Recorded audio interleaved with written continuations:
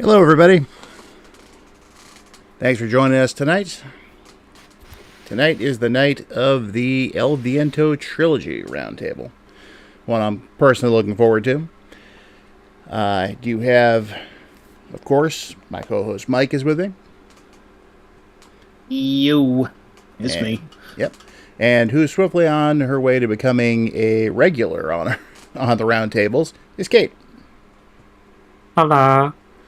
And also joining us tonight is one of the biggest El Viento fans I know, Mr. Kid Fenris, a.k.a. Todd. Hey, how's it going? All right. So, let's talk some El Viento, shall we? All right. Yep, sounds good. Excellent. So, before we begin, if anyone's out there, I'd like to know if you can hear us all okay, volume sounds good and everything. We'll see who responds. See, Great White North is I here. hope our audio is good. So do I. See, Great White North is here, and, welcome to him. He'll be back for a future roundtable or two, maybe even 3. Yeah. Okay. And now, would that be Zaphiro or Zafiro? I'm not sure. She pronounces her username Zafiro. Zafiro works for me. So, and glad to hear it sounds good. All right. Well, for anyone who's not familiar with here, let's just make a round of introductions. I'm Rob, a.k.a. Dyer, one of the people who this channel is all about because it's my channel. You might also know me from West Mansion, the Splatterhouse homepage, the OPCFG, and numerous other websites. And Mike, how about you? I'm Mike. I'm having fun with these roundtables, which is good because I very much need an outlet to find fun in while my life is going through a rather painfully frustrating transitional phase, but I'd rather not get into details here. So, yeah. It's okay. How about you, Kate? So, my name is Kate, aka Expert74. You may recognize me from the Hardcore Gaming 101 podcast, which I am a co-host and editor of. And this isn't the first time I've been on one of these roundtables, but I'm always happy to return and do this. I'm really looking forward to talking about this trilogy of games that I've become obsessed with over the past month. So, happy to be here. Thank you for having me. It's a pleasure as always. And Todd, since you're new to our roundtables, why don't you go ahead and talk about yourself? Oh, well, my name's Todd, a.k.a. Kid Fenris. I have a old website that's still running out there called kidfenris.com. Recently, a friend of mine and I started a series on YouTube called Unsung Game Creators, where we try to spotlight some of the lesser-known developers who elude mainstream recognition. And I think Wolf Team, the makers of the El Viento series, would probably qualify for that. And this is my first time here on the roundtable, so I am prepared for any hazing that you guys might have in store. Well, we'll see about hazing. That usually. Don't worry. Anyone's new to it, I get hazed, so you're safe. Yeah, the hazing's usually reserved for Mike. So, that being said, you can find links to everyone's channels and websites in the description for the video. So, anyway, just kind of an intro to those of you who aren't familiar with this series.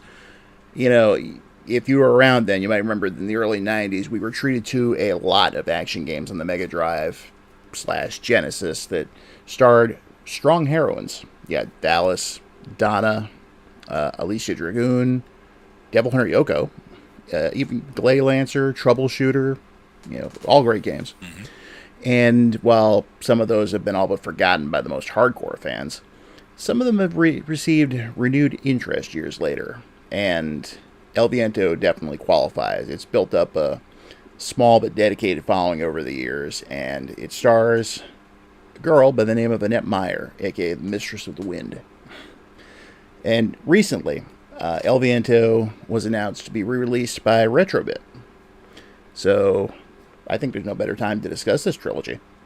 And yes, there is a trilogy, but more than likely the only one we're going to see reissued is El Viento. But if you want to find out about the rest of them, stick around, because tonight we're going to discuss all 3 of them. So, also, let's see, we have, who's in the chat now? Vinny? How you doing, Vinny? My sister is here, Sharon, and Tim. So, welcome to everybody who just joined the chat. All right. So, what we're going to do now is we're actually going to start not with El Viento, but with the first game chronologically in the trilogy, since that's where the story actually begins. And that would be Ernest Evans. If you've seen anything about it over time, usually it's just derision directed at the main character because he looks like some kind of weird marionette when he moves. He's made up of all these individual sprites. But there is a lot more to it, and actually, if you've ever only played the Genesis game, you missed out on the entire story. So, what say we go ahead and jump into that? Who would like to take point on this one? So, the first thing I'd like to do is give a bit of an explanation for why we'll be covering Ernest Evans first. Mm-hmm. So, Ernest Evans is actually the second game in the trilogy to be released, but we're talking about this game first for a couple reasons. The first one is that Ernest Evans is chronologically the earliest game in the series, as it takes place before the events of El Viento. And according to Moby Games, El Viento came out for the Mega Drive in Japan on September 20th, 1991. Meanwhile, Ernest Evans came out for the Mega CD in Japan on December 20th, 91. That's just 3 months later. So the fact their releases were so close together means that they were likely in development simultaneously with one another. I can't find much online in terms of developer interviews, but I would guess that the reason Ernest Evans ended up coming out after El Viento is because the Mega CD wasn't out yet when El Viento came out. The Mega CD launched in Japan on December 12th, just over a week after that, we got Ernest Evans. So I have to imagine that dealing with the general launch window of the hardware is the likely reason why Ernest Evans came out after El Viento, because its story very clearly is meant to be the initial starting point of the series. Yep. Also, before we get too heavy into this, I want to go ahead and let everyone know we're trying a little bit different, a little bit of a different thing tonight.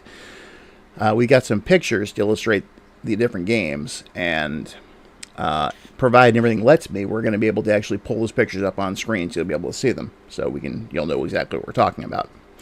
I'd like to thank my wife Bette for that suggestion, and also for the background she created for us. She does all our background work, and you can actually hear her in our videos we release on Wednesdays, and who knows, she might be showing up on a future Roundtable. So exciting. Yes. Cool. All right. So let's see. Ernest Evans. That's the character that's above my name right there. He's basically like an anime Indiana Jones. So you can kind of wonder why I picked him, you know. And, you know, archaeologist, treasure hunter, obtainer of rare antiquities, that kind of thing. So the first game is mainly about him. So let's just go ahead and start with the story for that.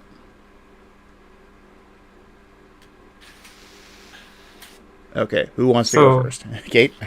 Thing about Ernest Evans is that it basically has kind of 2 stories, but for now I'm going to disregard the official English story. Basically, the basic synopsis is that approximately in 1926, Ernest Evans, a famed treasure hunter from the United States, has been tasked by President Calvin Coolidge to find the Necronomicon. While in search of it, he crosses paths with a secret conspiracy led by Al Capone's gang, who are collaborating with the cult that seeks to revive the evil god Hastur. Ernest also finds Annette Meyer, a mysterious girl who he rescues from being sacrificed by the cult. Annette joins him on his adventure and ultimately ends up being the key to trying to stop the cult's ambitions. So there's a lot going on there. I'll say. Yeah. And I do have to commend them for including President Calvin Coolidge in this, because he doesn't really get a lot of attention when it comes to weird historical fiction about even set in that time period. So nice to see that. Yeah, I can't think of any time I've ever heard him referenced in any video game outside of this game. He was called Silent Cal because he didn't talk too much, so it's his own fault that he doesn't come up as much as Roosevelt or the other Roosevelt. Yeah. So I know that the first stage of Ernest Evans, pardon me, is basically Ernest seeking out a lost treasure inside a temple that culminates in a bit of a boulder run. Sound familiar? Yeah, that was from Tales of the Gold Monkey, right? Sorry. Oh, yeah, that TV show. Yeah, that's a classic example there. Yeah, and in the first level, you really kind of get a feel for how Ernest is going to control for the entire game. And if anyone listening to this has never seen how it goes, how would you describe it? Marionette-like, you said, or just a little bit strange, because each one of his body parts is animated separately. Is that how it is? Yeah, it's like they're all made up of individual sprites. So it's weird. I think now would be a good time to have a screenshot of KillerEyeballs.png that shows how that gameplay looks like. Yeah, that's an excellent idea. Let me pull that up and see if it works. That way the audience can get a visual of how Ernest looks in the game. Yep, there he is. So, Todd, you were going to say something as well? Well, yeah, I recall that the first time I played this game, I honestly thought my controller might have been broken, because when you try to duck initially as Ernest, he doesn't really duck and rise like normal action platformer characters do. He sort of just is all over the place before you can get a handle on what he's doing. So it's a challenge even to get him to do what you want initially. Yeah. I know the first time I played it back in the early 90s was just like, this is interesting. What? Wait, yeah, I was speechless. Mike. It honestly didn't feel like a real game when I first played it. Now, Mike, you've been fairly quiet until right now, so what were your experiences playing an Ernest Evans game for the first time? It's of a style.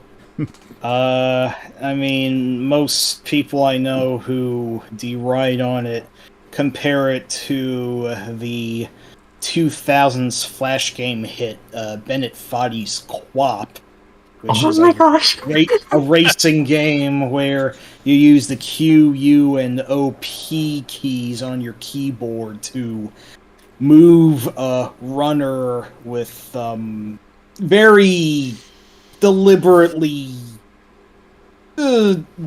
bizarre results. It's like each key controls part of their legs or their joints or whatever, and it's kind of a classic that Ernest Evans may or may not have inspired. I'm going to guess that it didn't, but I guess it could be said this game's really ahead of its time. However, well, I will say it makes for a very unique sprite style that I don't think I've seen anywhere else in the 90s before Quap.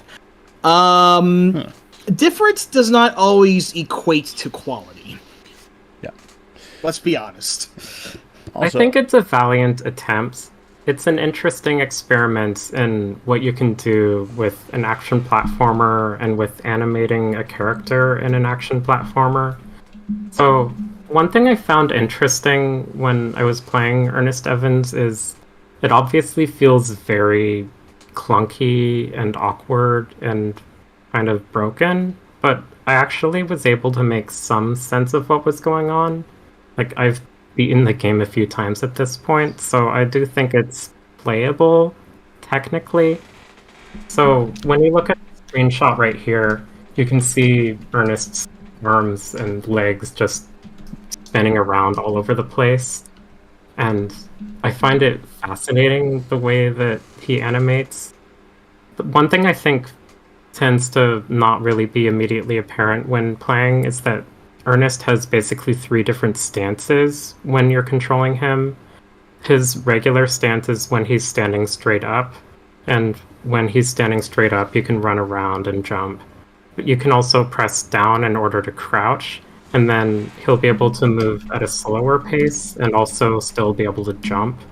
And if you press down a second time, then Ernest will start being prone on the ground, and then he'll be able to crawl. And I believe if you press the jump button when you're crawling, then he'll tumble forward like 1 or 2 screens length. This might be a weird comparison, but it makes me think of the level of granular control that you have in System Shock on the PC, where that game lets you stand up or crouch or go prone, and it's maybe a little difficult to get the hang of, but I feel like Ernest Evans might have been going for a similar thing. It's definitely awkward. There's a reason most action platformers by most games don't play like this, but I still find it really interesting how they do that. And while we're talking about the controls, I feel like we should go to asleep.png. Yeah, because in the first stage, there's a potion that you find, and when you touch it, there's no indication of what'll happen, but when you touch it, Ernest he collapses on the ground and falls asleep and has Z's flying up from him. It's amazing. It's like one of my favorite parts of the entire game. I lose my shit every time I see it. Yeah. And he's not invulnerable while that happens, right? The enemies can still attack him, if I recall right. They can still attack him. Those bats right off to the right. Correct me. Correct me if I'm wrong, but does the game not pull this same trick on you at all later in the game either? There's one other sleeping potion in one of the final stages. You're supposed to try and dodge it, because if you don't dodge it, then you'll fall asleep and likely die as you get swarmed by flying serpent enemies. But it only appears 2 times, so it's kind of interesting that they only have it twice in the game. Yeah, not common enough to be a regular FU, but it's you get one more sleeping potion than you get the Kuribo shoe in Super Mario Brothers 3. Where's the justice in this world? Yeah, exactly. Is there any advantage to him sleeping? Is it any reason for that, or is it's just something to screw you over?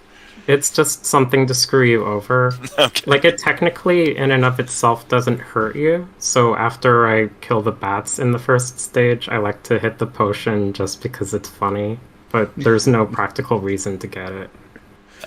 Yeah, I've never found a use for it other than just watching Ernest get some a little bit of rest. He wants to have a lie down.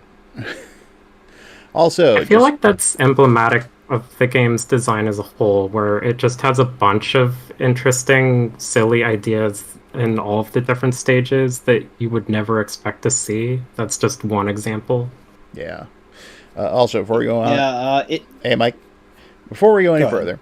Yeah. Just want to say welcome to Scroll Boss and Eugene to the stream. Hey, guys. Welcome. Yep. Okay, Mike. Go ahead. Yeah, I was going to say that the sleep potion is very reminiscent to a Kirby swallowing a certain enemy that looks kind of like Kirby himself, but with a nightcap, and it gives him the sleep power, which only serves to have Kirby fall asleep for 10 seconds and have stuff hit him. In later games, it actually recovers his health if you grab it in the right place, but no such luck for Ernest. It reminds me more of a potion that you get in, some sort of screw-you European game, like the potions in Shadow of the Beast that take your life away, but I'm contemplating too much on this on these 2 potions. I don't know why, they just fascinate me. They're great, is why. You get to see those big comical Z's coming out of his head, which is just great. So anyway, it's And good. like you were saying though, Kate, there's a lot going on in these stages, really, and and there are a lot of stages too, a good variety of them. Yeah. Hmm.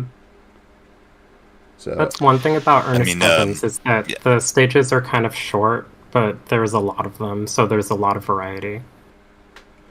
this is true. I mean, he goes from where there's a Grand Canyon stage, there's a train stage, there's sort of like almost a car chase stage, where Annette is driving a little vehicle, and there's an underwater level too, if I recall, or at least a boss that's kind of like that, right?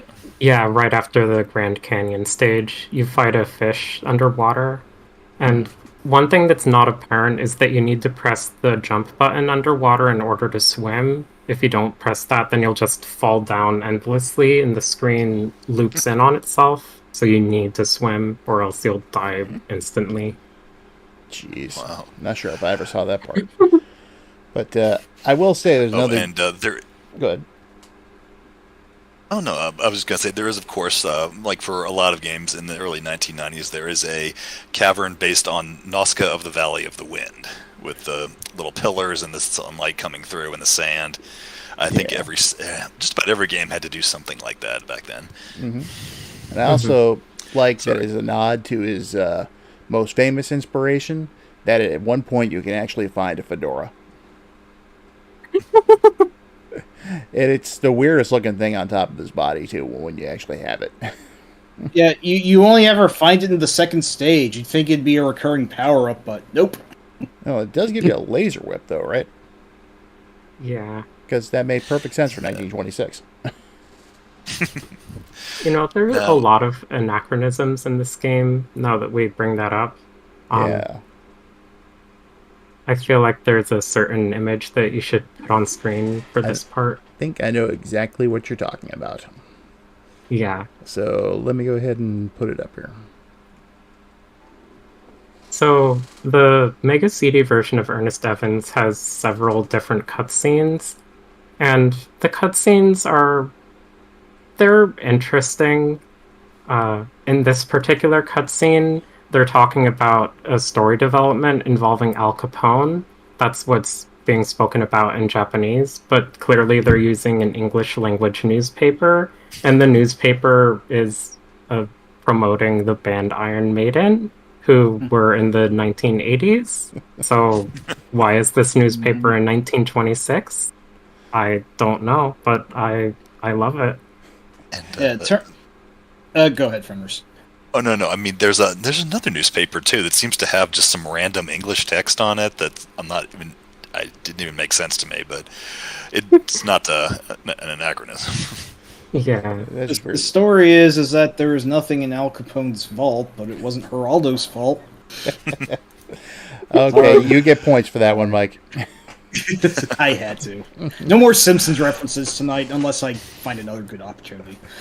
But I like the fact that in 1926 they're rocking out to Iron Maiden. Yeah. I mean, Ernest has pretty good taste in music. I can't Yeah. fault him for that. Not at all. Oh yeah, the soundtrack is very impressive. Hmm. Probably one of my favorite things Yeah. about the game. I think the music is just unironically really good. I think Motoi Sakuraba, who composed the music, would go on to compose a lot of other stuff, including the other games in this series, but also I think more recently Sakuraba is known for composing the soundtracks for the Tales RPGs, and those are pretty well regarded. Oh yeah, and a lot of Tri-Ace games and like the Valkyrie Profile games. I mean, he was very prolific. So yeah, and he did, I believe, the soundtracks to all three of the El Viento games. Yep, all three of them. Oh, they do good And, music. so that's a nice production value. And just to mention the cutscenes, they are pretty well done for, especially for an early Sega CD game. And they're might be one of the more impressive parts of the game. And they're really brings back in, like the whole El Viento series, it reminds me so much of the anime OVAs, the direct-to-video anime you'd see in the late 80s and early 90s, where you kind of just had to have a really neat idea and you could animate the hell out of it for 60 minutes, and you could put that on a Laserdisc and sell it to people. And there were a lot of Indiana Jones styled animes around then, like Crystal Triangle, Explorer Woman Ray, that sort of thing. So I really feel that's kind of where Ernest Evans and Annette came from. Makes sense. Yeah, I'd love to have seen an actual, Ernest Evans El Viento anime come out at the time. It would have been great. I think the cutscenes in this were actually animated by Madhouse, if I'm not mistaken. Yeah. Who also did stuff like Devil Hunter Yoko. And, welcome, Rex Warden. Good to see you here. Welcome. As you can see right there, that's very 80s anime looking, that one particular screenshot I just pulled up. Yeah. That's during a part in the story where Ernest and Annette, as well as another character who's not in this screenshot, Siegfried, are riding a raft down the Grand Canyon. I think it's a fun scene, so I took that screenshot. Yeah, and so those three are kind of the trio of the entire series, essentially. Not always on the same side, but and I don't think Siegfried is ever playable, but he's very much kind of a background figure throughout the entire series. Yep. Mm-hmm. And I do have a screenshot of him that I'll be putting up later. So I actually just now thought of a comparison between Ernest, Annette, and Siegfried, but I don't know how much we want to reveal about Siegfried right now, so I'll stow it for the time being. yeah, We probably can get a good into idea. that later. Yeah. Yeah. So let's see here. Of course, the main thing that Ernest Evans accomplished was basically, starting the whole story off and getting Annette and Ernest together. Yeah. So, At this point, Annette wasn't a playable character, but she still had a pivotal role in the story of Ernest Evans. And it's interesting, or it's noteworthy that she actually has magical powers, and her cultivation of said powers are a part of what is necessary to bring the conflict of the story to a conclusion. And so this is early on. She's not really able to fight in this game, but as we would see in later entries, she would continue to cultivate her powers and eventually would become the protagonist of the later entries in this series. So I think it's interesting to see how she got her start here. Yep. And in fact, the picture I just put up there is from the ending of the game. And it's one of those I could describe as the beginning of a beautiful friendship. Yeah. So, but there's you definitely get a lot of backstory in it. It's a plus if you can understand Japanese. If you can't, there's always translations and such. But Yeah. I think now's a good time to note that there's a website from, I think it's called flyingomelet.com, Yes. which has links to long play videos of Ernest Evans as well as a later game in this series, Annette Futatabi. And the really cool thing about those videos is that they actually have translated English subtitles on them. So there's no English patch for these games, but at least through those I was able to experience the stories in English. So I'm really thankful for their existence. Really appreciated. Yep. And in fact, I'm going to post the link in the chat if anyone wants to check it out. I just have to find it first. Let's see. But now would also be a good that time. should be it. Oh, okay, let's see. Now would also be a good time to talk about what happened when it was localized. I think. Oh gosh. Right. So now the Sega Genesis version of Ernest Evans, which there is no Mega Drive equivalent. It was not released in Japan, presumably because they already had the Mega CD version there. That one, and Kate, you can correct me if I'm wrong. That one came out how long after the Sega CD, the CD version? It came That out was- sometime in 1992. I don't Yeah. remember when exactly in 92. Yeah, Right, and surprisingly, it has no real cutscenes apart from just an intro and an ending, little animation. So they, Renovation, the publisher, made up their own storyline for it. sure. Did they ever? So, did you want to go into that, or? I think I looked at the story that they wrote once. I tried to put it out of my mind. You can take this one if you like. So, the story is detailed in the manual and the box copy for the Sega Genesis Ernest Evans, and it explains that the game takes place in the 1980s. The main character is also named Ernest Evans, but he is in fact the grandson of the original Ernest Evans, who adopted Annette after the events of El Viento, apparently. So this Ernest Evans takes place in the 1980s after all of the other El Viento games. And this has no bearing on the game itself, because it's pretty much, and Kate would know this better than I, it's pretty much the Sega CD game put onto a cartridge without the cutscenes, and the music's also very different, but it's otherwise very similar. So you're going through all this 1930s action-adventure, but trust them, it's set in the 1980s, really, even though Annette shows up looking exactly like she does in El Viento. Yeah. And driving a car. So, I mean, yeah. And, a couple things about that. If you look at the cover art for that game, it's pretty obvious that they were saying, yeah, this is Indiana Jones. He looks like Indiana Jones on the cover. But there's... Yeah. but I go ahead would and go really on. like to know how that decision was made, basically, because there's actually an earlier version of the Sega Genesis game with some text on the screen that sort of explains what's going on with Ernest Evans, but it was removed for the final game, almost like they didn't want anything in there to get in the way of the game. So really very strange for design decision, but I guess they couldn't really have brought out the Sega CD version of the game.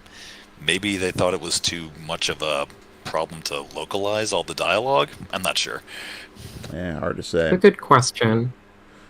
I do have the story here, according to this. Like you said, it takes place in the 80s. Ernest is supposed to be Annette's son and the original Ernest's grandson.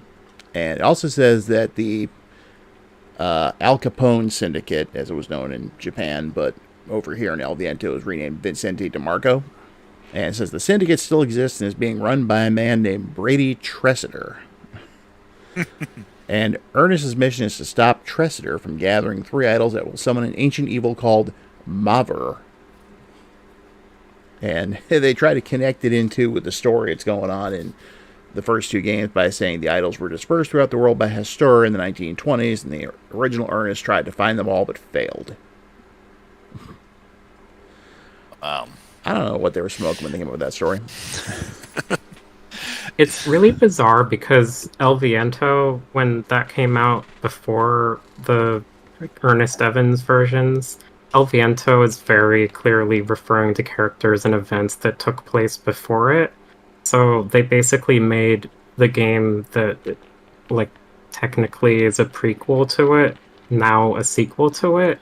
So it's very convoluted and messy, so I try to forget that exists.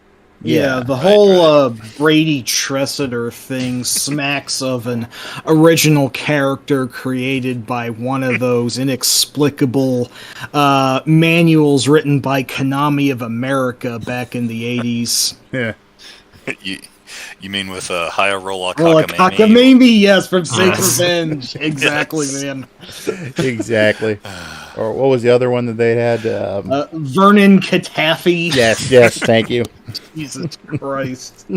I do have a couple things to say since I've beaten both the Mega CD and Genesis versions of Ernest Evans. Yeah, go ahead. They're largely identical, as has been said. The Genesis version did make 1 or 2 minor changes. So in the first stage, when you're escaping the boulders, in the Mega CD original, you can actually just head left on the second floor of the stage, and you'll still hit a check mark, like a flag in the game that lets you go onto the cutscene and exit the stage. But in the Genesis version, they moved that further to the left, so you have to go down to the bottom floor to escape. So that's basically a little glitch shortcut thing that they changed. And also in the train stage, on top of the train cars in the Mega CD version, there are 3 guys who attack you with guns. But in the Genesis version, it's been changed so that there's 1 guy with the gun and 1 guy with a melee weapon. I don't know why they did that, but that's like a thing they did. Beyond that, the game is mostly identical. I would say probably the main reason someone might want to play the Genesis version is if they don't care about the story and they just want to have a version that they can easily use for speedruns. But beyond that, I don't think it's worth bothering with.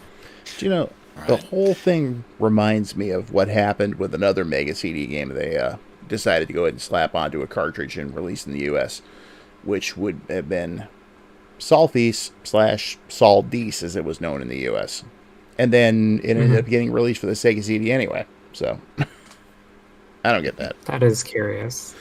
But wait, so the Genesis version came out before the CD version in English? You know, I'm not 100% sure on the dates. It might have come out shortly after that, but maybe they were just thinking, well, you know, this is one of the pack-ins for the Sega CD, but maybe people who haven't bought a Sega CD wouldn't mind playing this game, so let's maximize our profits. Okay. That's interesting. And what this all means, I guess, is that even though we call it the El Viento Trilogy, I guess there are technically 4 games if you accept the Genesis Ernest Evans as a completely plot-free sequel. And that also, that's like saying that there's actually 5 real Strider games if you include Strider Returns. Because other than that, you have... I don't. Neither do I. I mean, you've got the arcade game, the NES game, the Strider 2, and then the 2014 game. So, sorry, but Journey from Darkness does not qualify. So, yeah. Oh, one more thing about the Genesis version of Ernest Evans. As was said earlier, its music is actually very different. It reuses a few of the compositions from the Mega CD version, but I think Motoi Sakuraba went back and actually composed a bunch of entirely new compositions for the Genesis version. And in the Mega CD version, some stages would share the same music track, but in the Genesis version, I'm pretty sure every single stage has a unique music track, including some new music that wasn't in the Mega CD version. And that's kind of neat. I think the compositions are really nice. That's the other thing that I kind of like about the Genesis version, but that's about it. Yeah. So, anyway, Ernest Evans, flawed but fun, I guess is the best way I could put it.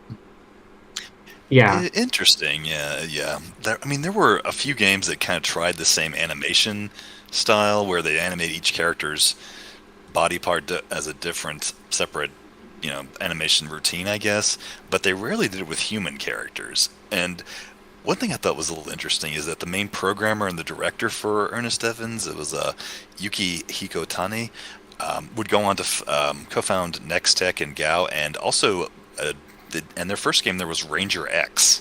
Yeah. Or X Ranger, and that it kind of has a similar, if not not quite that.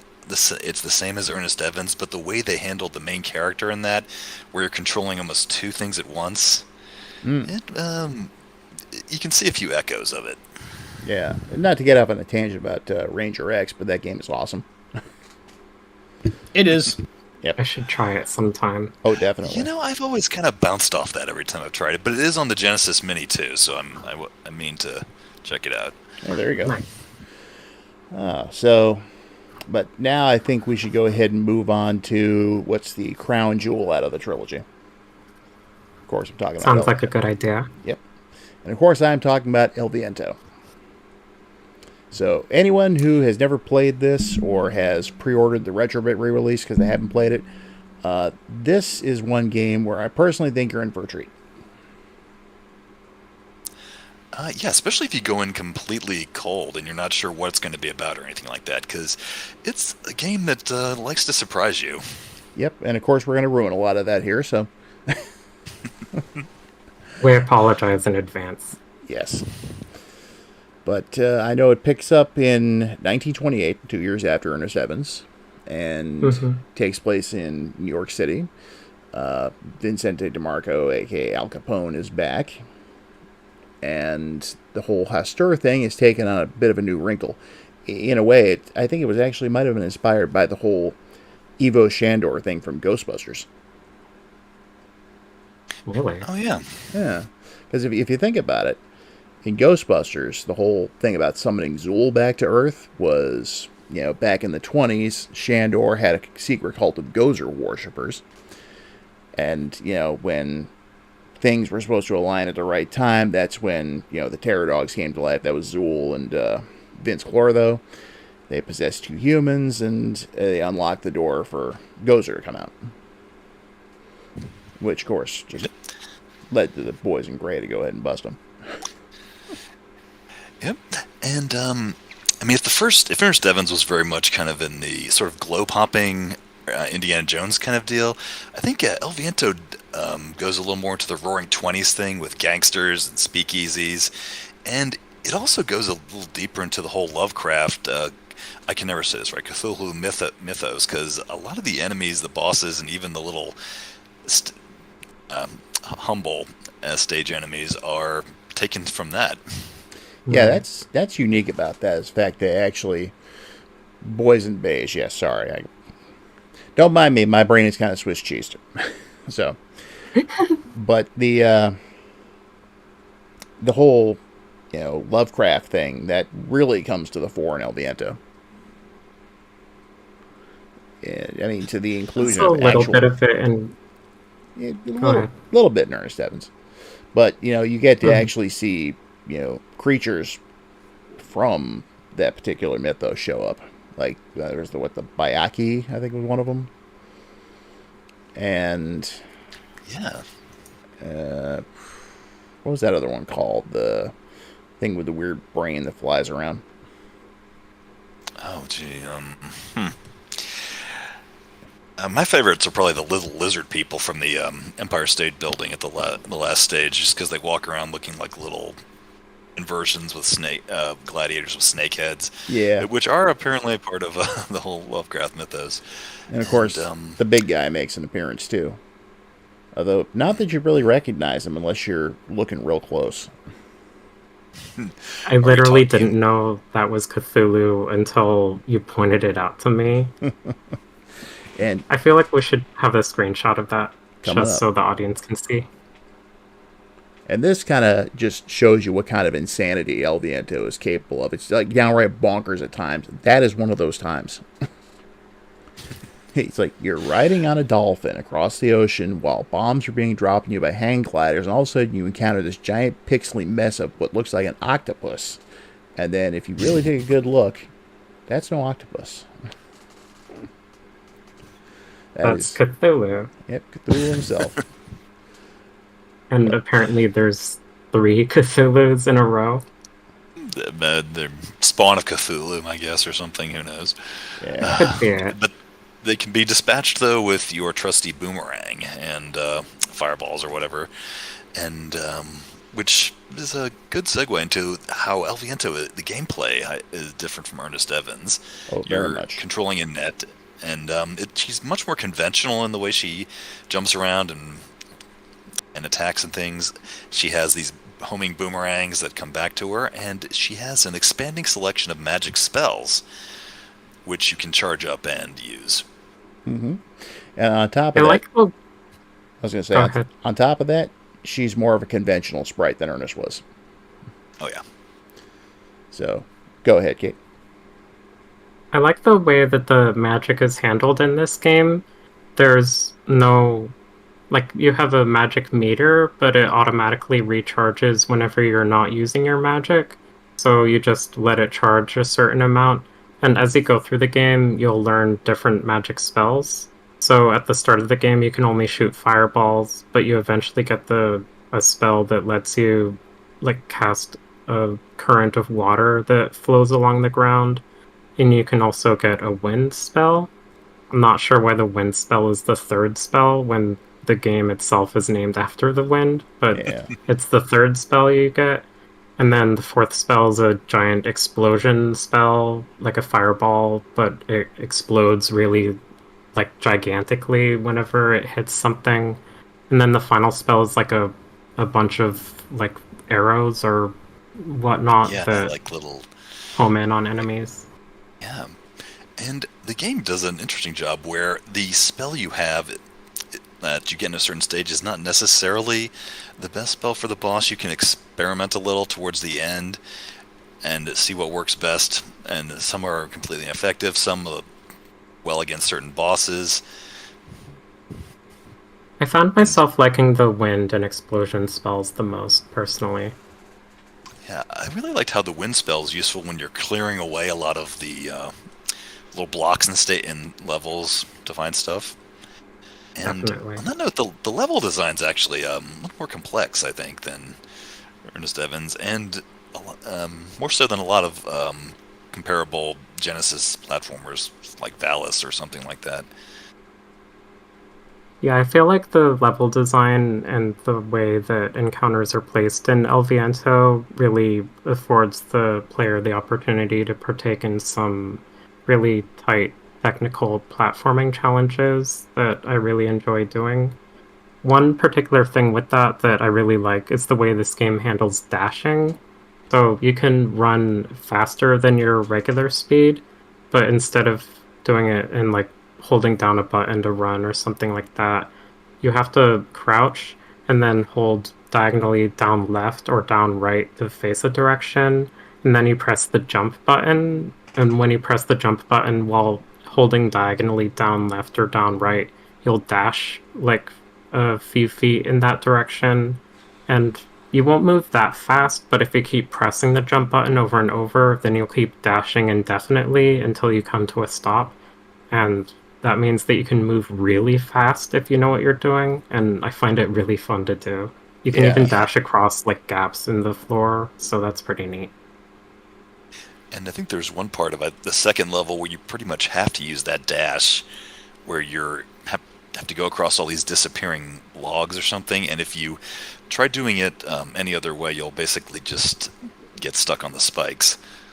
So you have to kind of learn that. But yeah, it's a really fun game, and that has a high jump. She's pretty maneuverable, and so and you can do the ninja run like you described is pretty fun. So, when you're not getting swarmed by enemies, it's pretty sometimes enjoyable just to mess with it. Yeah, that run alone, the crouching and tapping what would be the jump button otherwise, it feels like the first level is especially tailored for you to enjoy that super dash you could just keep spamming over and over. And I'm sorry to put down the Valis series, but the fact that El Viento just moves so much faster than even the best Valis game, whichever that would be, probably 3. Yeah. It's just the sort of almost Ninja Gaiden-esque quickness that I get out of El Viento is half the reason why I like the game. At some points it's maybe almost a little bit too manic for its own good, but I think for the most part, the movement it allows you versus the movement that you face against the enemies, it mostly minds its P's and Q's. Well, think of this, except Mike. the last level. Yes. Think of this, too. Your comparison's not entirely invalid either, because if you think about it, you mentioned Ninja Gaiden, that's like a faster version of the Castlevania games, which are usually very slow and steady. Valis is slow and steady. Ninja Gaiden is just like run, jump, climb walls, all over the place, and El Viento's kind of the same way. Yeah, pretty much. Being a Ninja Gaiden fan, it's probably not too surprising that I love El Viento. Makes sense to me. Oh yeah. Speaking of the bats, we should probably have the bat screenshot. Oh yeah, those damn bats. So, give me a sec here. Let's see. Bats. Stupid bats. Bats suck. Bats suck in nearly any game. They certainly do suck. There they are, and all their. Yeah, this is the. This is the last. Yeah. Yeah, go ahead. Oh yeah. The final stage in particular is really rough because the bats also appear in an earlier stage, but they're the roughest in the final stage because a bat will spawn every 5 or so seconds, and they immediately home in on you and fly back and forth around you, constantly draining your health. So you have to go through the entire stage while fending off these endlessly respawning bats. It's very brutal. A couple things before we go on here. I just want to address a couple things in the chat.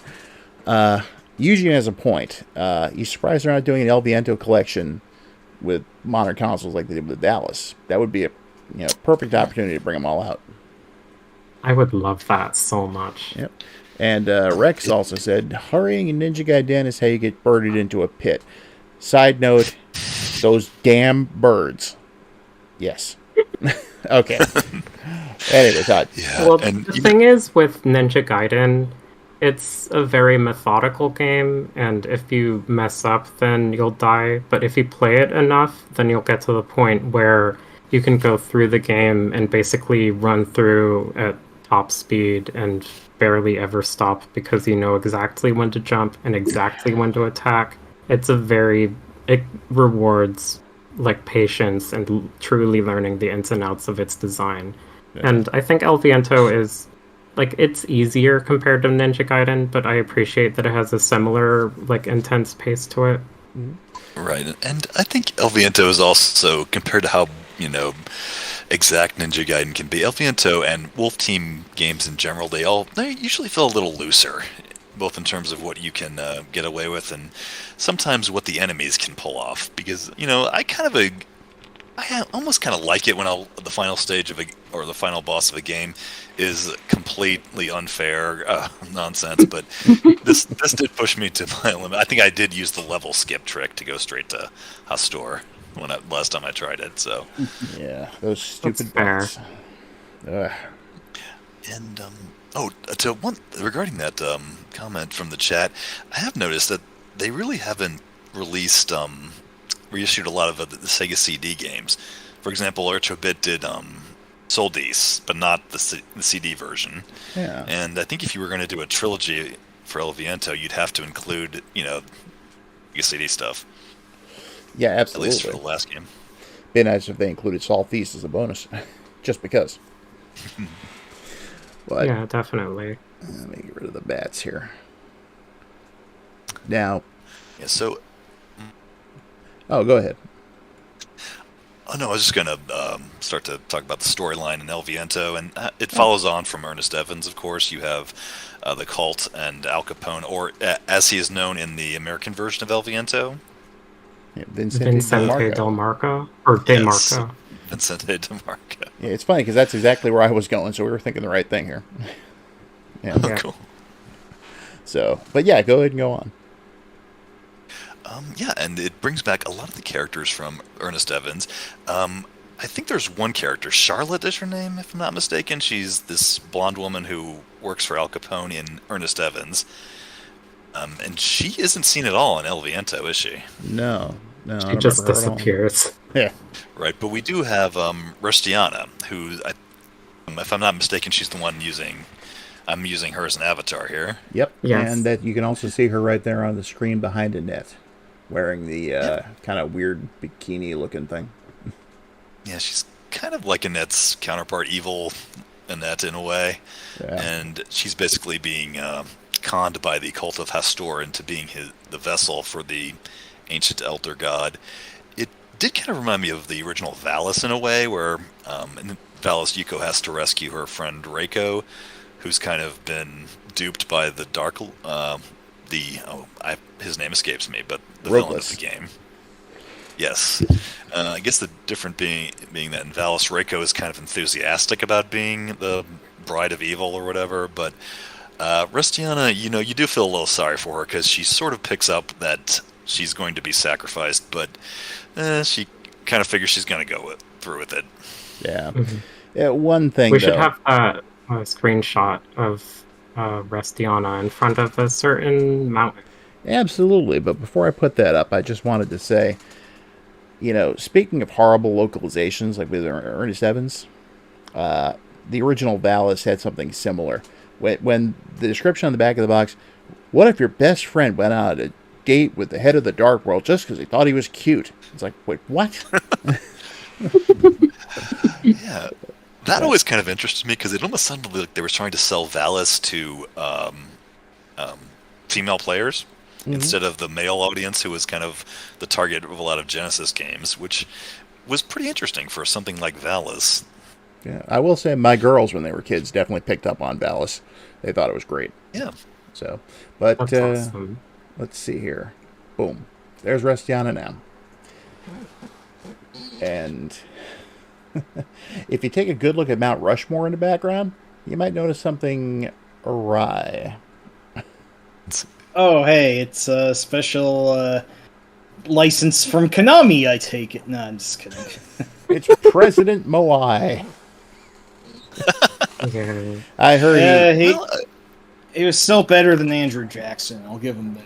But he passed a lot of legislature involving the creation of ion cannons with rings, and I like his style.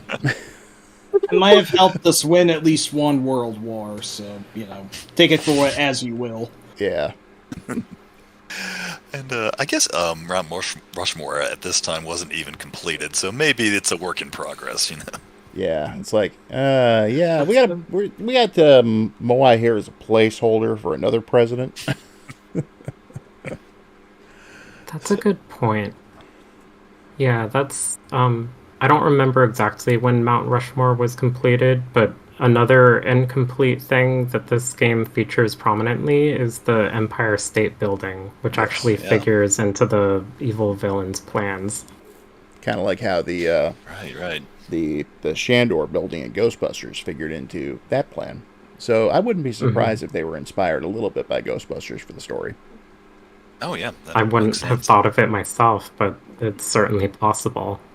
Hastur the Hysterian choosing you don't find anything quite like the Stay Puffed Marshmallow Man in this game, but one of the bosses is a giant nucleus. That's a giant cell, animal cell. That's kind of a marshmallow, isn't it? You're fighting a giant gelatinous cube. Yes. Yep.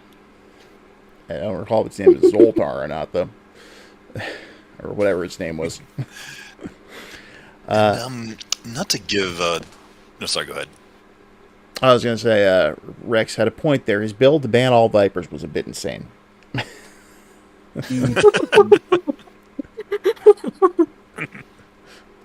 President Moai. When on the subject of the villains in the game, though, you have, let's see, you have Al Capone, Vincente DeMarco, who's kind of a secondary antagonist at best. You have Henry, the imposingly named leader of the cult of Hastur. And not to give anything away, but he also kind of disappears from the story. Yep. So maybe he was supposed to be another boss, or maybe he was going to, to bring up Ghostbusters again, maybe he was going to just, get instantly murdered by the ancient evil he summoned, or... Which would have been great. Also, I'll just say this. Henry, good name. Yeah. Sorry, I know Mike definitely gets that one. Right, Mike? Actually, I'm not sure. No, my brain's blanking out. Mutt's name is Henry. Henry, huh? Good name. Oh, yeah. Oh, right. Oh. You would, wouldn't you? Yes, I would. Hey, remember, it started with Ernest Evans. That is true, yeah. Speaking Crystal about Skull wasn't that bad, but this is the wrong place to go into that. Right. thinking about the stories and how there are certain elements of them that don't really make sense if you sit down to think about them. There was actually an instance of that in Ernest Evans, where in the scene where Annette first appears, that's also where Ernest sees the Necronomicon, but the Necronomicon is being held by Siegfried, who is taking it because he's getting it for Al Capone, who he's currently employed by. And Siegfried escapes with the Necronomicon, but then in the next scene on the train, suddenly Ernest has the Necronomicon, and that's when Charlotte appears, who then steals the Necronomicon again from Ernest. But how did the Necronomicon wind up in Ernest's hands? I don't know. Boy, I sure hope somebody got fired for that. Okay, there was another Simpsons reference. I apologize. Mike, I caught that. when have I We ever should frowned have- upon Simpsons references, Mike? I hope never, unless someone refers to the Lady Gaga episode. That We everybody don't hated. speak of that. I'm not gonna. I've never seen it. And, I think now's a good time to have the Siegfried screenshot on here. Consider it done. And I gather that was probably just some sort of scene they didn't get around to putting in the game. And you kind of do get that impression with some of Wolf Team and Telenet stuff. There was some interview, I can't remember who it was with, where they described it was kind of fly by the seat of their pants kind of thing, where they didn't get too much time to put into these games, and they kind of had to just throw all their ideas in there. And if it didn't make sense, that, at least we got the game out on time. Yeah. An anime trilogy really would have fleshed things out in that case. I would love to have seen that. Yeah. There are definitely points in all three games, really, where they clearly have a vision in mind, and they have a certain scope that they're trying to achieve, but they don't always quite get there. In Ernest Evans, a lot of the cutscenes were just Ernest narrating over a shot of the world map, and there are several points in the story that are just a few lines of dialogue that Ernest speaks. So it does a lot of tell, don't show, and I get the impression that they might have run into either budget or scheduling issues, which resulted in some parts of the story being glossed over. Yeah. And to some extent that sort of happens here in El Viento as well. But I do think El Viento's story ultimately comes across better than Ernest Evans does. Yeah, it's pretty straightforward. And at the end, you get the unfortunately tragic thing, and you also get a hint of another game. Not sure how much we want to give away, but Siegfried sort of, reveals that he's not entirely nice. Yeah. We'll be getting into that soon enough. However, something about Al Capone / Vincente DeMarco. There is something about him. He never shows up again after El Viento, to my knowledge. Mm-hmm. And let me see here. There's also an interesting little bit of censorship. I was gonna say maybe Al Capone doesn't appear again because what with real life events getting shifted 10 years up, maybe Elliot Ness busted him for tax evasion by the time Annette Fudetabi rolls around. So Could be. But the censorship in question, though, in the Japanese release, he's smoking a cigar in the two scenes you see him in. That was completely removed from the U.S. version. Right. Surprisingly, they didn't censor the end of the game, the rather bloody demise of the final boss. I was a little surprised at that. yeah, looking at it again, wow, the corpse even squirts out blood for a bit. That's reminds me of a rather disturbing bit from Snatcher. We also have a screenshot of that, as it so happens. And since it does tie directly into something that happens in Annette Fudetabi, we should probably spoil it. Mm-hmm. So, give me one second. sorry, Zafiro in particular. My apologies. So, yeah, spoilers ahead. Let me see here. Come on. There we go. Okay. So El Viento, it has there's definitely a lot that happens in the story, and it sets up some pretty grave stakes that can like be climactic at the end. And the ending is notably bittersweet for an action game. It's not a total downer because on one hand, Annette succeeds in stopping Hastur's resurrection and humanity is saved, but on the other hand, she was not able to save Restiana. And the final boss, Restiana transforms into Hastur's form, and then when she defeats Hastur, Restiana's bloody, splurting corpse is left on the top of the still under construction Empire State Building, and it's pretty rough. Yeah. She Do you think cries. they built around that? It makes me sad. Yeah. Oh, This isn't something you really got out of games, like, you know, as the notion of, as the concept of games having a plot or story of any engagement started to develop around this time. Most, you know, a lot of them were just really straightforward good versus evil things, but I can't think of too many games before this where, you know, the hero actually feels genuine sympathy for the death of a villain or a rival who, like, Annette realizes Restiana just kind of got caught up on the wrong side of the tracks, and she was ultimately just a pawn for the bad guy's machinations. And Just look at the look on her face.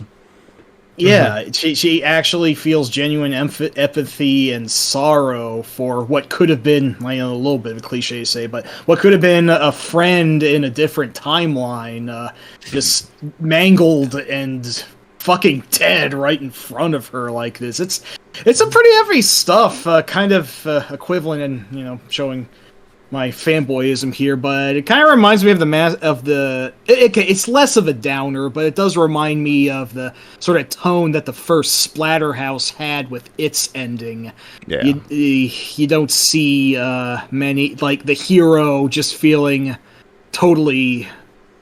Well, okay, once again, and that isn't as totally broken as Rick at the end of the first Splatterhouse, but the sentiment's somewhat similar, and I just think that's more effective storytelling than, you know, what, like a 100-hour lore dump or whatever did later in video game narratives or whatever. Yeah. I do think one thing is Annette was dealing with a similar situation because when she's first found in Ernest Evans, she's about to be sacrificed until Ernest rescues her. So Annette knows firsthand what would be involved in that process, and she sadly wasn't able to save someone else from the same fate.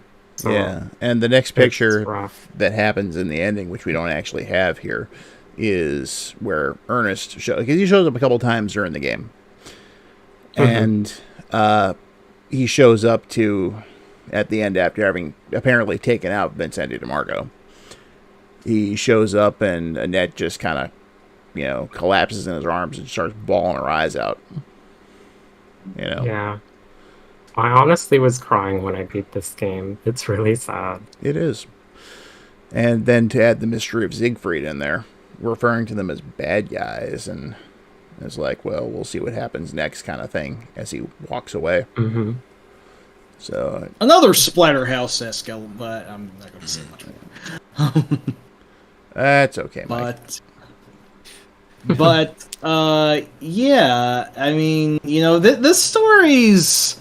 It might not seem like too much nowadays, but certainly its attempt to actually put more plot into an action game since we've seen in the West since Ninja Gaiden. You know, it's safe to say the series has come a really long way from those, you know, commercials where Ernest is just talking to Vern all the time and just is talking about whatever the hell. Hey, Vern, you see that old, new John Deere tractors, Vern? Oh boy, they sure are green, Vern. I'm sorry, I'm going to shut up forever now. That's okay, Mike. I have something completely in mind for you right now. Yes, sir. Yes, sir. Very much so, sir. But we should definitely talk about some of the positive points of the game too. As much as a downer as the ending is, it's like the soundtrack is stellar. I love the soundtrack. And it does. Sakuraba hits it again and makes very good use of that clap sound that is in all the Wolf Team games. It's such a good Wolf Team's version. clapping party. Exactly.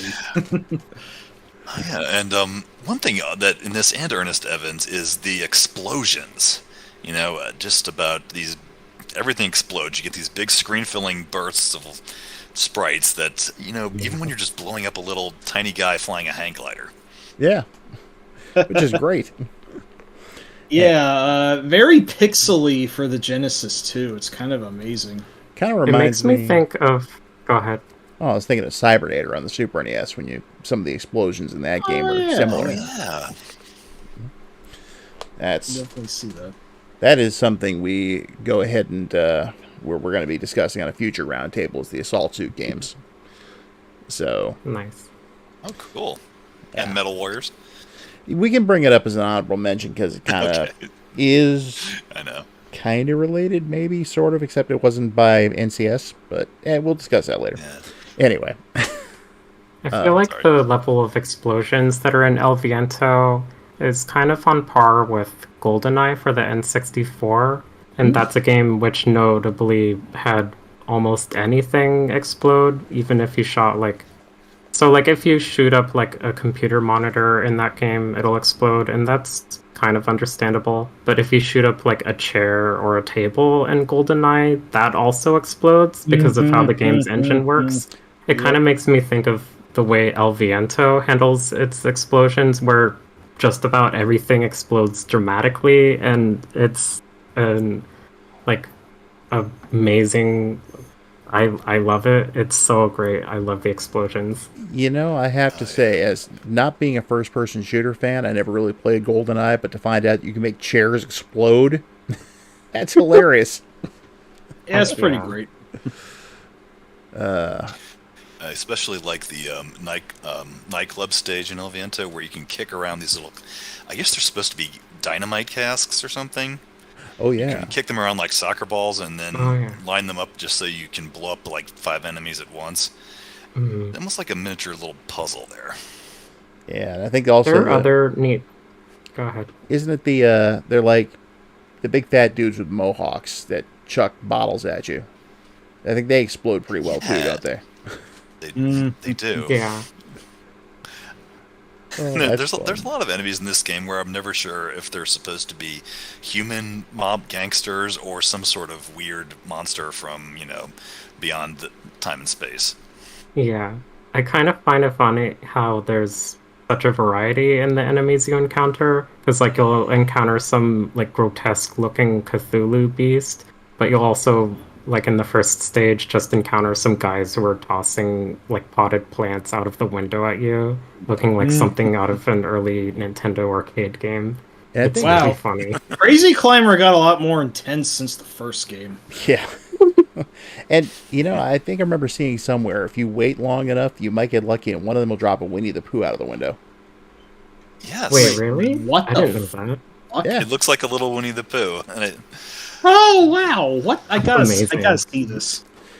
And, something else interesting, which I brought up today while we were discussing this, is that there is actually what you can call Stage 0 in the game. It's not accessible in the main game itself, but unless you have a Game Genie and enter the right code for it. There was an enhanced patch created for the ROM, which actually makes it playable with, it's actually finished with graphics and everything, the way they did it. And you just hold down A, B, C, and start at the title screen. When you start a new game, you'll go right to this Stage 0. And it's hard. Mhm. oh yeah, it's almost like a little obstacle course, right? With a bunch of things that some of the stuff does it all. It all has stuff that shows up in the actual game, but it's definitely an interesting little extra. I wish they'd kind of included it as a bonus when you beat the game or something, or That would have been nice. even with a code.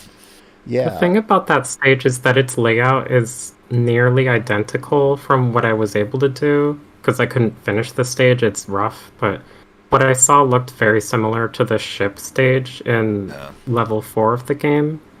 So I feel like one of those, like, I don't know if the test stage was what informed the design of the ship stage or vice versa, but it felt like it took the same structure and put some new obstacles there and some placeholder visual elements. It's interesting to see how it compares with that. The cutting room floor, I think, was saying that it actually became kind of popular to play around Wolf Team's office just to see who could actually beat it, or way to blow off steam or something like that. That's cute. Yeah. But let's see. Anything else noteworthy we could bring up about Viento? All I can think of with it now is the dorkiest thought ever that only Rob will understand. Hail Hoster, welcome stage 0. I'm sorry. Jeez. Oh my gosh. Okay, so if either of you also know of Ghost, then feel free to punch me in the face. No, Mike, I think we're just going to go ahead and give you another one. Ready? I guess Thank you. I have a parting thought about El Viento. So, Ernest Evans is a game that I love because of how clunky and silly and bizarre it is as a game. Meanwhile, El Viento is a game I love because it's genuinely a really good action platformer. I honestly think it might be one of my favorite games I've ever played. I really fell in love with just about everything about it, from the overall game design, to the art, to the soundtrack, to the storytelling. I really think it's a brilliant experience, and I'm happy I finally got around to playing it. It is genuinely one of the best action games on the Genesis, and for a console that is not wanting for action games, this one stands above most of them, yet is not often mentioned in the same breath as other classics like Gunstar Heroes or any of the Shinobi games. I really think it deserves a lot more attention than it normally gets. In fact, little tidbit that I just now thought of. Y'all remember the 90s as hell Nickelodeon game show Nick Arcade? Yeah, I do. Oh, Yeah. gosh. Believe it or not, El Viento featured on that show 12 episodes. And none of the stupid, uncultured brats ever fucking picked the game. Bastards! Oh, gosh. Yeah. I was going to say a very bad word that I caught myself just in time to, but whew. Wow. So Yeah, it's this. I don't know what. Come on, it's right there. Like what? Fucking Ghost Pilots is preferable. Get the fuck out of town. Oh god. I'm a Neo Geo fan, and yeah, I think that game is bland as all get out. So. Can you imagine being Renovation's like public relations person, and you paid Nick Arcade to feature this game on their show for like a whole season, and nobody picks it. It just sits there, huh? Oh shit! Yeah, no, Wow. real huge shame. Uncultured little roustables. Yeah. So how about you, But Todd? El Viento, it's still a very unique game. El Viento is, and even if it's not as tight as something like Gunstar Heroes or a Ninja Gaiden game, it's really very much worth playing these days, I think. Just to see how it has that fusion of 80s anime, direct to laserdisc appeal, and just an absolute constantly surprising turn of mixture of fairly standard action gaming with Cthulhu and Annette. And Annette herself, I think, is pretty unique. I tried to think of any other video game heroine or hero who's Peruvian in background, and I really couldn't. Yeah, matter of fact, I think like the only Peruvian video game character since then was the very, very recently announced new fighter Azucena in the upcoming Tekken 8. Yeah. Between now and again, has there been any Peruvian character in any other video game? Maybe, but I couldn't tell you off the top of my head. Yeah, I'm not aware of any myself. And I see Jim's joined the chat. Welcome aboard, Jim. Welcome. And as far as my closing thoughts on El Viento, I love the game to death. It is definitely a real joy to play. I mean, just the way she moves, the way the controls are just spot on, you know. But I have to say, when I initially bought the game back in the early 90s, I bought it because I was pretty heavy into Dallas at that point. And it's like, oh, this looks like it might be another Dallas kind of game. And I got it, I played it, I liked it, but it didn't really click with me for a little while. It was one of those, and then one day I just fired it up, and all of a sudden, it's like everything just fell into place. And I've had similar experiences with other games as well on the Genesis. Granada, another one by Renovation. And didn't Wolf Team do that too? Yeah. I believe so. Yep, that was That's a one. good one. I rented that back in the day, played it for the entire weekend, and was like, I'm not really feeling this game. And then picked it up years later, fired it up, and it's like, whoa, what was I thinking back then? And a little more recently, Darwin 4081 for the Genesis. Or Mega Drive in this case. It's never got a release outside of Japan. It was another one of those. I'd had it, played it, put it away for a while, hadn't touched it in a couple of years, started playing it again, and it's like all of a sudden everything just clicked. So, yeah, it's El Viento is one of those games. Usually I know right off I'm going to absolutely love the game, but it's one of those rare ones that just took a while. Sometimes it's just like that. Yep. And Jim, you should definitely play Granada. It's such a great game. Yep, So that's also on the Genesis Mini too. It was the only, I think the only Wolf Team game that they picked for it. So Yeah, that I right think there you're right. says something. So, that said, we should move on to the final chapter in the trilogy. Annette Futatabi. Oh yeah, I I wanted to put it this. No, I just wanted to put a transition in this way. El Viento is a genuinely good game all around. Ernest Evans is a bad game, but a good time. Yep. Annette Futatabi is a bad game and a bad time, so this is the unceremonious ending that the trilogy is going towards. Maybe bad's a little harsh. There is a modicum of quality that did go into this game somewhere, but I'll just say it up front. It is overall very mediocre, and it is arguable that blandness is worse than badness in some cases, so... yeah, we're in the pits now, basically. I'm just going to say this. I think that it is the Return of the Jedi to El Viento's Empire Strikes Back. Oh. Well, Yep. that for me, I don't know, because honestly, Return of the Jedi is my sentimental favorite of the original Star Wars. So I don't know if I'd say that about Annette again.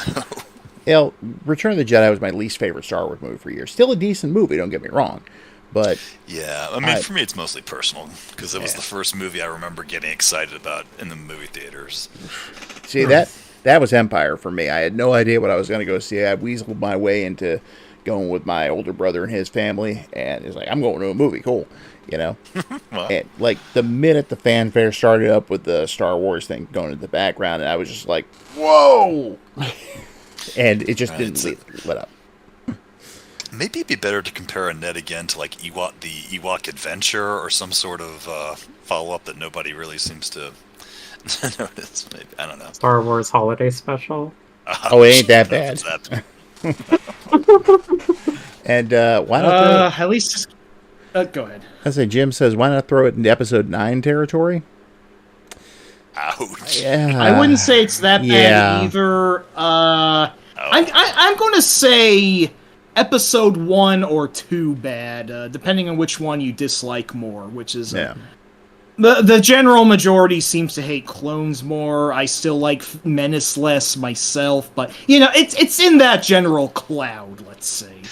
Yeah, I will be a standout once again, say that Phantom Menace is still my least favorite Star Wars movie, so...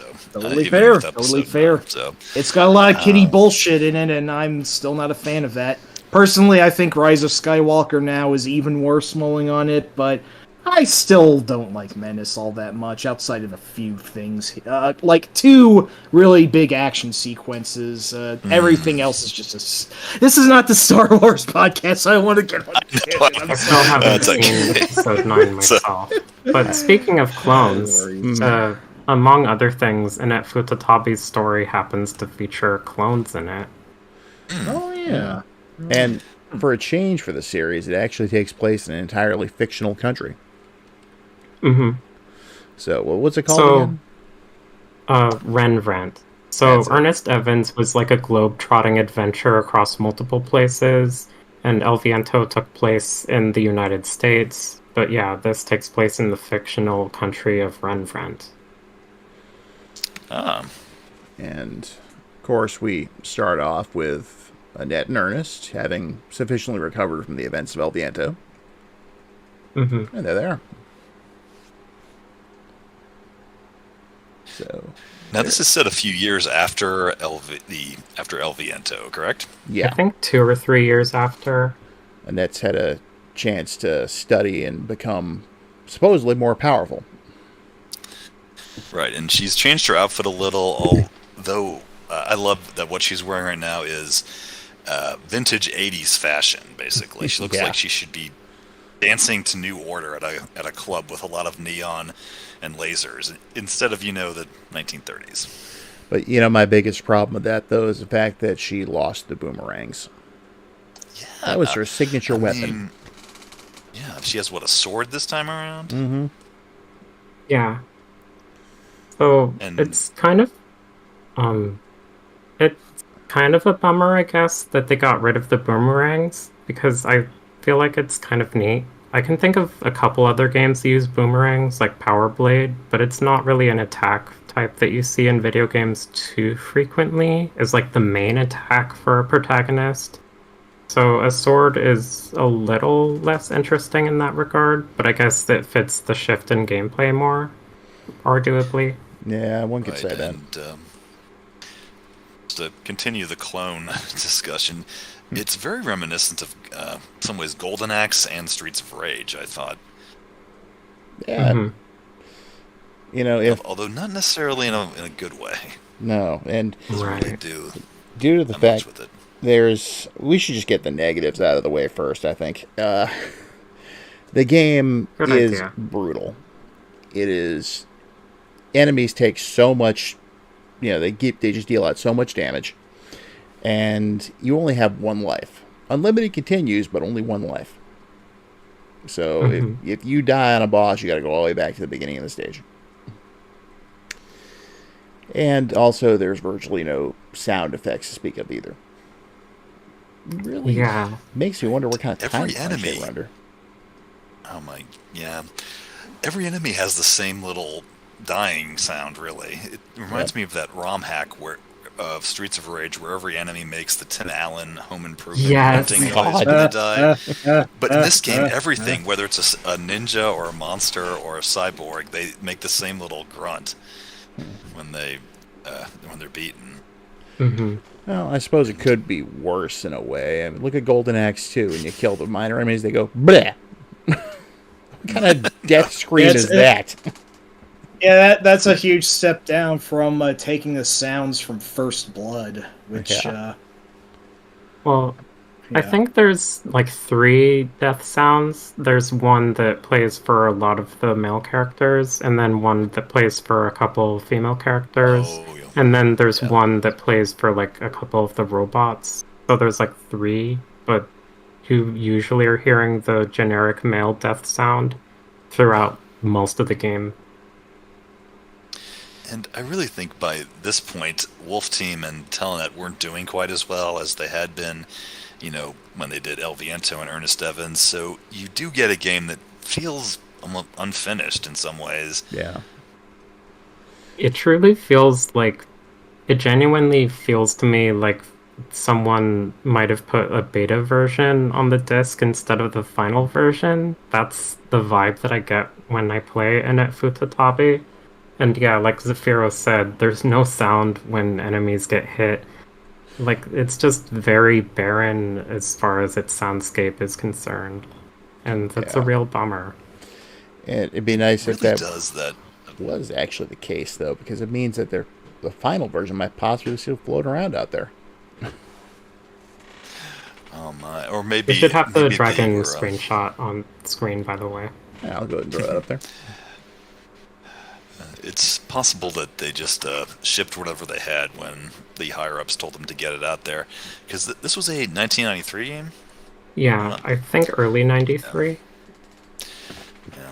And that was around the time Telenet really kind of didn't do as much as they'd been doing during the Genesis era, because they were very prolific, Telenet and Wolf Team, like just a few years prior. And I don't know.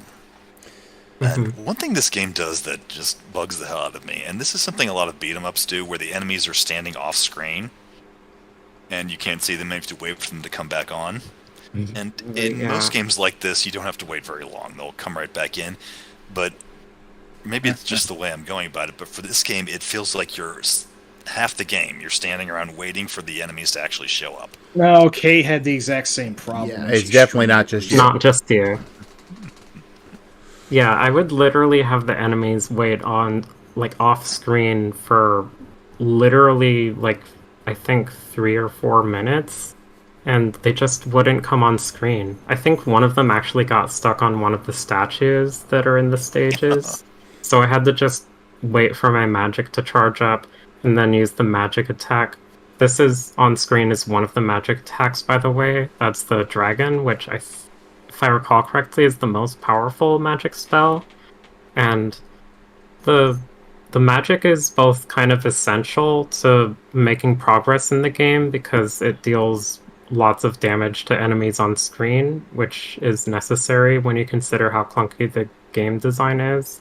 But it's also one of the most underwhelming parts of the game, because you just see a cheap-looking visual effect with no sound effects accompanying it, and then all of the enemies on screen get knocked to the ground. And every single spell is lacking sound effects, and it just feels very awkward. It feels like a placeholder. I will say my favorite one is that one where you summon the portal, and the enemies just kind of get stretched and sucked through it. But again, with no sound, you kind of want to insert your own where it's like... Yeah.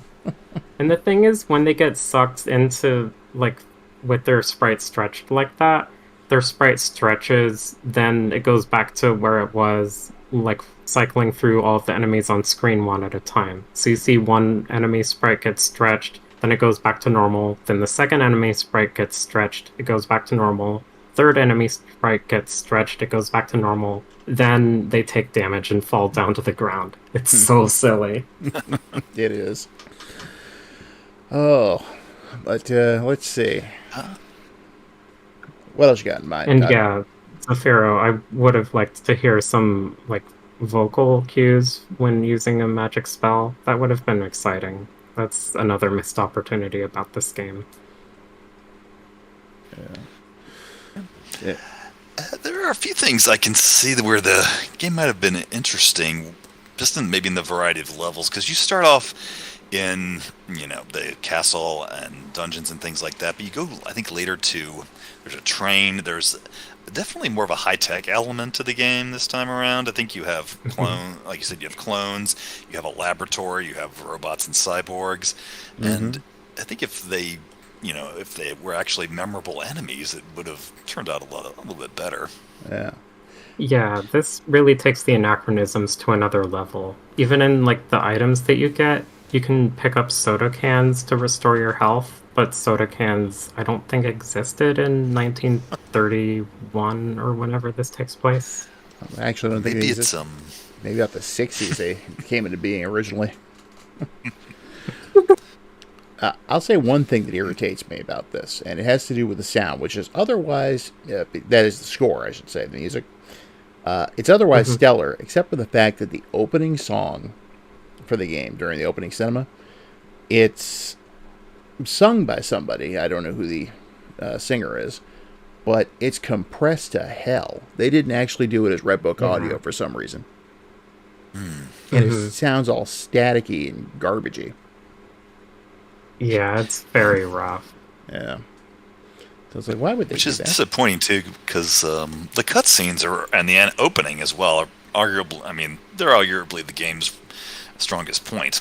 I feel like they're an improvement over Ernest Evans. It's one of the Yeah. few things this game does better than Ernest Evans. Yeah, I do like the fact that they continued using like a traditional kind of sprite for a net, as you can see right there. You know, no weird marionette stuff going on here. And I think now is a good time to show. There's a few screenshots we could show for the story, but how about we show a screenshot of one of the people who got cloned, Aisha.png. Oh yeah, Aisha. So, in the first stage of the game, as the game is opening up, Ernest and Annette have been, I think, summoned to Renvrent for, like, some reason, and Annette herself is called to Princess Aisha's throne room in order to show off her pendant that she has. In this game, she has a pendant for some reason. Yeah, she And kind of then appeared out of nowhere.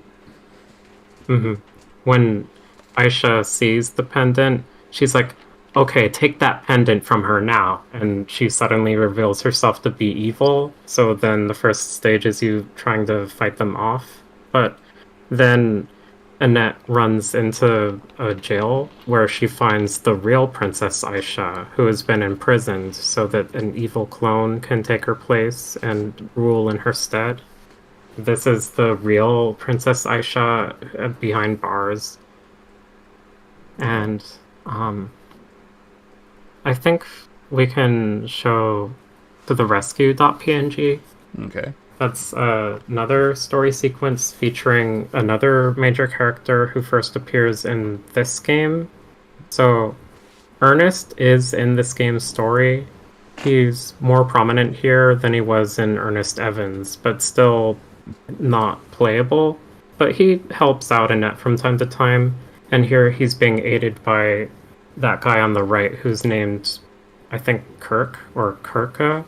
Something like that. He's a soldier underneath Aisha who happens to be in love with Princess Aisha. And as part of the evil clone that took Aisha's place, there's a coup that's being enacted within the country of Renvrent, but Kirk doesn't agree with the coup, so he's working with Ernest and Annette in order to try and free the real Aisha. So here he's driving the Jeep. This is right after you finish the train stage, and Ernest calls out to Annette to jump off the train into their Jeep so that she can be free from there. So there's some neat action stuff that goes on in the story.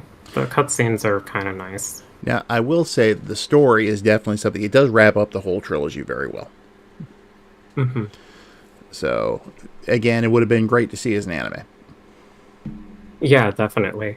It pays off some lingering plot threads that had been lying around since the first game, particularly with Siegfried. Yeah, Ziggy there. So in previous games, Siegfried was sometimes an enemy, sometimes an ally. You were never really totally sure what his deal was, but Annette Futatabi makes clear very early on that this time Siegfried has put aside any all pretensions of ostensibly being your ally. This time around, Siegfried is just the main villain.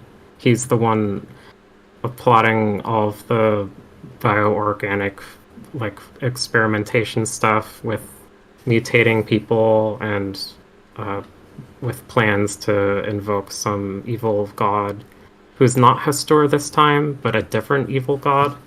So Siegfried is not a good guy, and in this game you actually do fight Siegfried, as we have a screenshot of coming up. And there's definitely something big we should talk about in this screenshot. All right, here it is.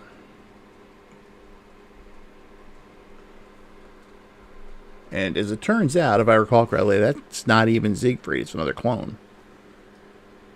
Oh, yeah, that's right. Of course, like, you still see Siegfried on screen who's still, like, baiting you, but this fight is technically against... Actually, the game is kind of unclear about it, because there are, like, multiple, like, different clones who can transform forms. So part of the story involves the protagonists questioning whether this is really the same Siegfried they knew from before. And the game never really clarifies, but yeah, here you fight Siegfried. He's the boss. And The important thing, though, that this brings up is what's in the background. right. Yeah, it looks like a girl floating in a tube. Well, that's not just any girl. That's Restiana. Yeah. Or Yes. Restiano. Yeah. And even rest in peace. Nope.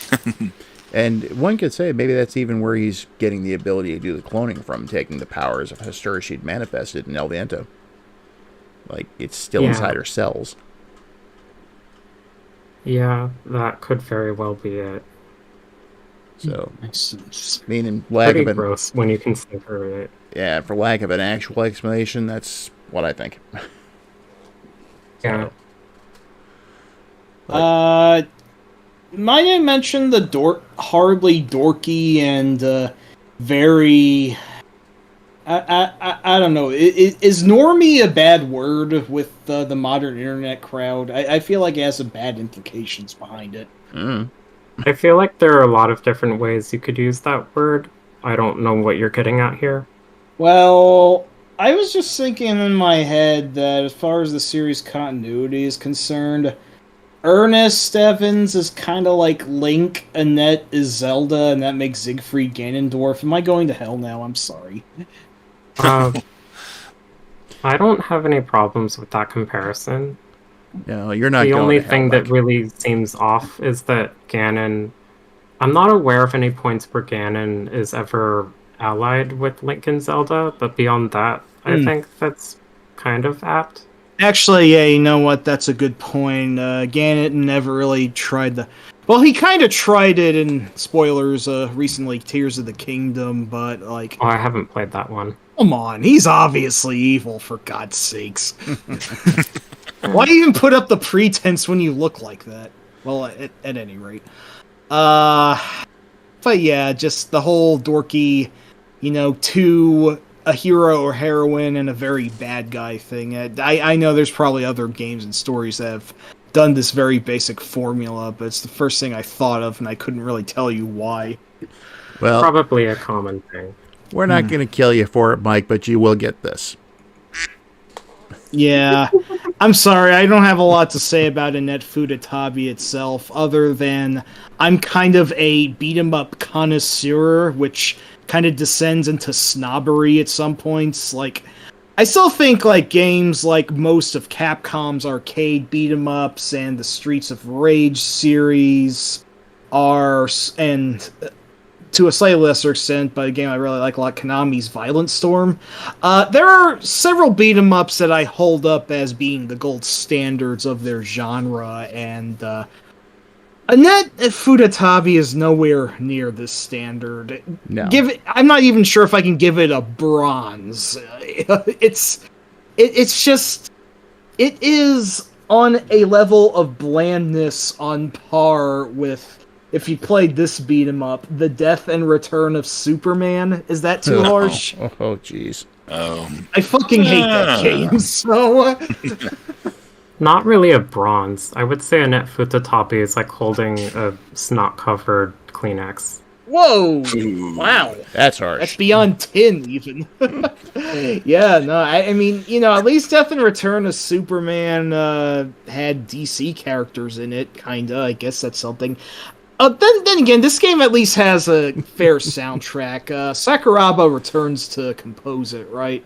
Soundtrack is good, and yes, Oh, it's yeah. still Motoi Sakuraba. Yeah. So Excellent this soundtrack. game falls squarely into Fallen territory, where, like how Tim and Jeff Fallen usually, not always, but usually compose for pretty substandard games, and yet they put every ounce of their heart and soul into all their compositions. So the incredibly weird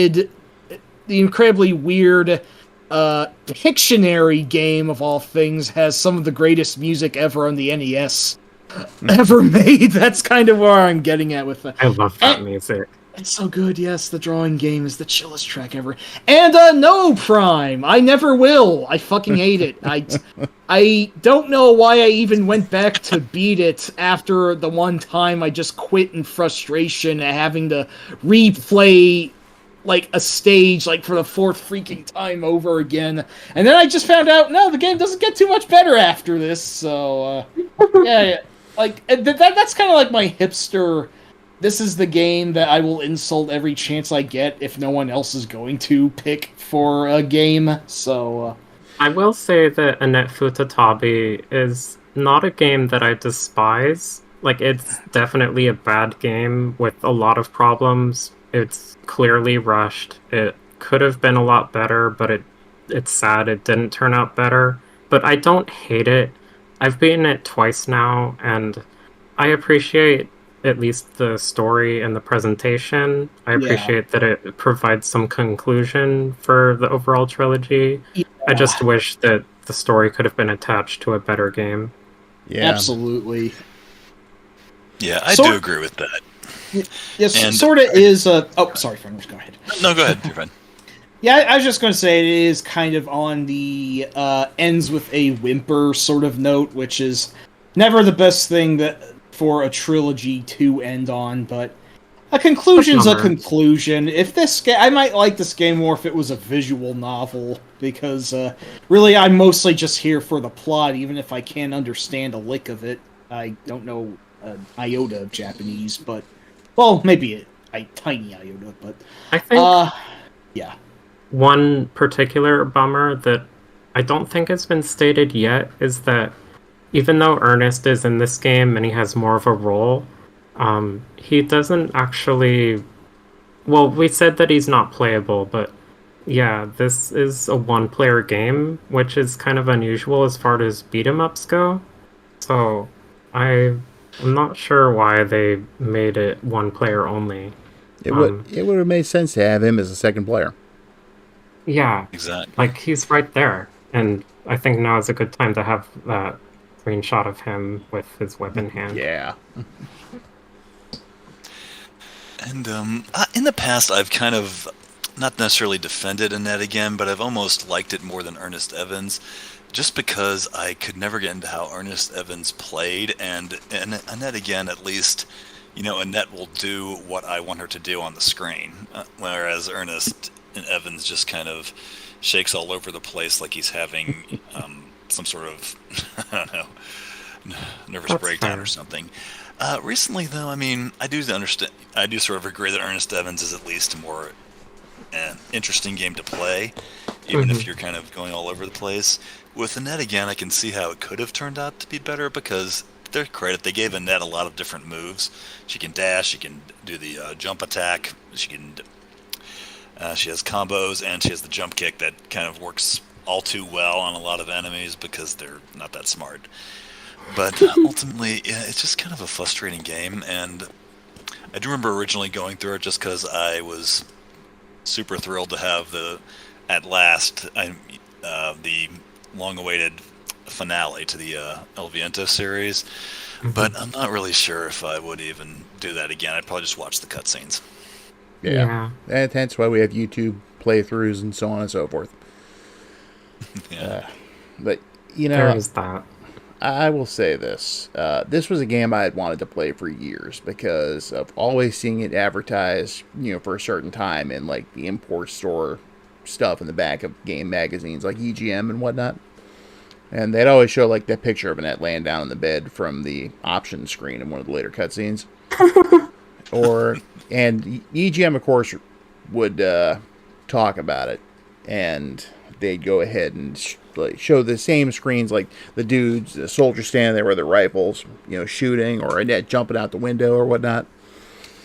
And yes, we will talk about the cliffhanger-ish thing. So thank you for that reminder, Zafira.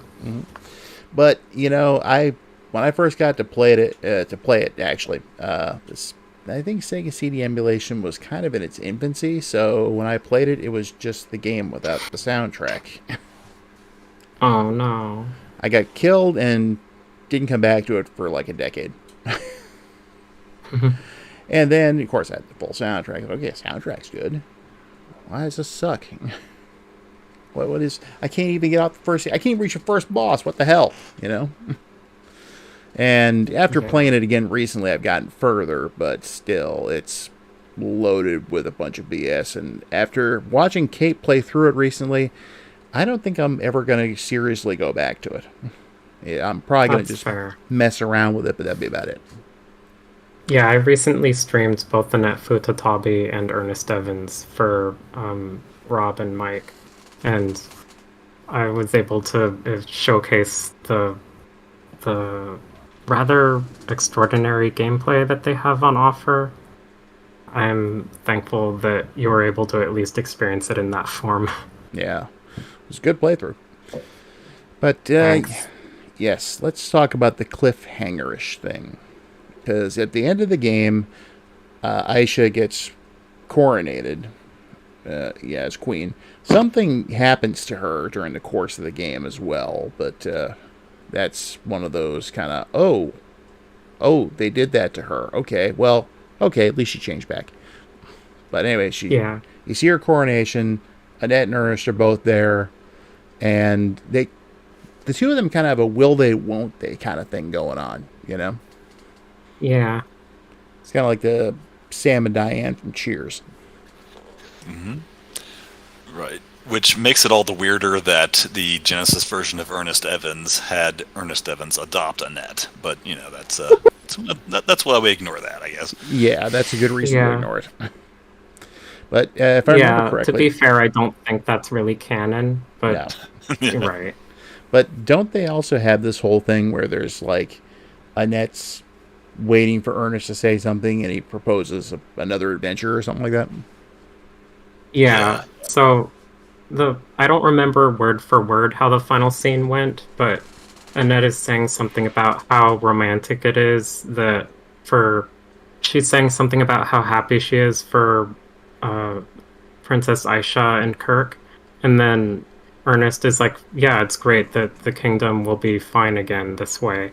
And then she's like, no, I'm talking about how romantic it is. And then Ernest is like, oh yeah, by the way, I have something to tell you. And then Annette starts blushing and she's like, yes. And then Ernest says the least romantic thing ever, just talking about their next adventure and their finances. And then Annette gets angry and stomps her heel into his foot. And then she's like, Oh. Yeah. Oh, those two. Yeah. Well, I guess it's going to hurt his chances. I guess it's going to hurt his chances of being able to date Annette again. Please soundboard me. Please, I beg for it. Mike, you get this too. I think I need I need something worse than what that could convey. We need to start editing in our We need to start editing in our own custom sounds. But yeah, after that very silly exchange between the two of them, suddenly the scene shifts, and now you're seeing a scene that takes place in Berlin. And there's a few mysterious-looking people, one of whom turns out to be Siegfried. And he's giving some plans for a secret weapon to who turn out to be the Nazis. And the Nazis give him a suitcase full of cash for his efforts. But then he says something about how he doesn't care about money, he just cares about enacting his evil plan. And then he says, I'm counting on you, Adolf. And then that's where the game ends, with the sequel hook that Siegfried is now working with the Nazis. It's kind of hilarious because I've seen several jokes about like some modern movies with how Hollywood works. In that, like, I once saw a few jokes that there would be like some sort of war movie that would set up, like, oh, Hitler's appearing in The Stinger. They're going to add him to, like, an MCU-style League of Supervillains or some bullshit like that, because that's how Hollywood works nowadays. And, like, oh, wow, it's like Annette Furutami kind of does that, sort of. But this is where the series ends, so I guess maybe it's for the best. It's I don't know. not the first time they would have, like, a real person, because, like, the previous games had Al Capone, so Yeah, it's of just course. part of the historical fiction thing they're doing. Of Yeah, course, we have exactly. no idea what they would have actually done, since there was never a fourth game in the series. Fun fact, Hitler's Brain is actually the big bad of Download 2, a PC engine CD shmup, so maybe the Oh, wow. Download duology is like the far future version of... no, it wasn't by the same company. I'm talking madness, I'm sure. Now I'm thinking of Bionic Commando. All right, Hitler. Or the Now first they'll Logo never 13. save your brain. Yeah. I do think it's a real shame that we never got to see, an anime version of Hitler in this particular continuity, and it kind of ends right where Raiders of the Lost Ark picks up. So we don't get to see Annette fight any Nazis. She sort of some of the bad guys in Annette again, they're dressed almost like Nazis with their uniforms and stuff. But it does seem like it ends right there. All that we could have seen. President Roosevelt and President Truman and all that alternate history things. Right. And the reason they dropped the bomb on Hiroshima and Nagasaki was actually to wipe out Siegfried and his elder gods. Yeah, wouldn't that be You never something? know where they could have taken it. Oh, exactly. And we'll never find out, which is the sad thing. And I don't this know is, if that would go over too well, but, well, yeah. maybe Yeah. it's a good thing that they didn't continue the story. Yeah, exactly. So, But yeah, I do think that, like, however this trilogy went with its ups and downs over the course of the 3 games, I think they're very interesting, even when it's not quite the best that it could be, whether it's the weird anachronisms or, like, plot holes in the story or the sometimes lackluster game design. I still think it's a very interesting series. There's a lot of different elements going on here that you don't always see in video games, especially in the early 90s. And I really think it's something special. So whether we got like a 4th game or a reboot or something like that, I would just love to see something else involving these characters again. I really wish that could happen at some point. well, I would someone not owns the mind rights a to 'em. remake of Annette again, Yeah, exactly. just to seal things off. And this is pretty much where it stopped. Basically, Annette again did not get an American release or anything like that, or European release. Renovation kind of didn't. I guess by the end of 1993, they kind of stopped releasing a lot of games over in the U.S. as well as. They never were they never had that whole catalog for the Genesis. They seemed like they'd come out with a new game every month. Yeah. But that really kind of dried up, and they weren't as prolific on the Sega CD. And it would have been neat to see if they have improved Annette again, even for an American release, because occasionally that did happen. But Yeah. who knows? I'm not sure what they could have done here. Yeah, Yeah. that's a good point, that sometimes a localization will not only just, like, translate the game, but also make changes that improve the game's design and pacing. So I would have liked to see something like that, like an actually finished version of Annette Furutami. Complete with playable Ernest. Yes, oh my gosh. And if it had come out in America, we would have seen some delightfully low-budget voice acting. I think for the Yeah, exactly. That would be spectacular. I mean, unless they decided to actually get the caliber of voice cast that was in East Book 1 and 2 on the Turbo. Yeah, the voice acting in that game in particular was actually really good. I was very impressed. Yeah, I did actually get to meet the guy who voiced Darm and was the narrator once. Alan Oppenheimer. Nice. Super nice guy. Yeah, wow. Yeah, And- Skeletor and lots of voices. And here's the kicker about that little meeting. when I, met him and started talking to him, I was like, first of all, I was like, my kids loved you as Falcor in the Never-Ending Story. And he's like, what do you mean as Falcor? I am Falcor. Did the voice and everything. and then, yes, Alan Skeletor Oppenheimer. But after that, it's like, yeah, I've enjoyed seeing everything you've been in. And it's like, I'm just listing off some of the stuff I enjoyed. And then I got to East Book 1 and 2. And he's like, what's that? And it's like, honestly, I'm not surprised if it's something you don't recall. It was a bit of voiceover work you did for a video game in the early 90s. And he's like, really? It's like, yeah. And you were the narrator. You also voiced the main bad guy, like the final boss at the end of the game.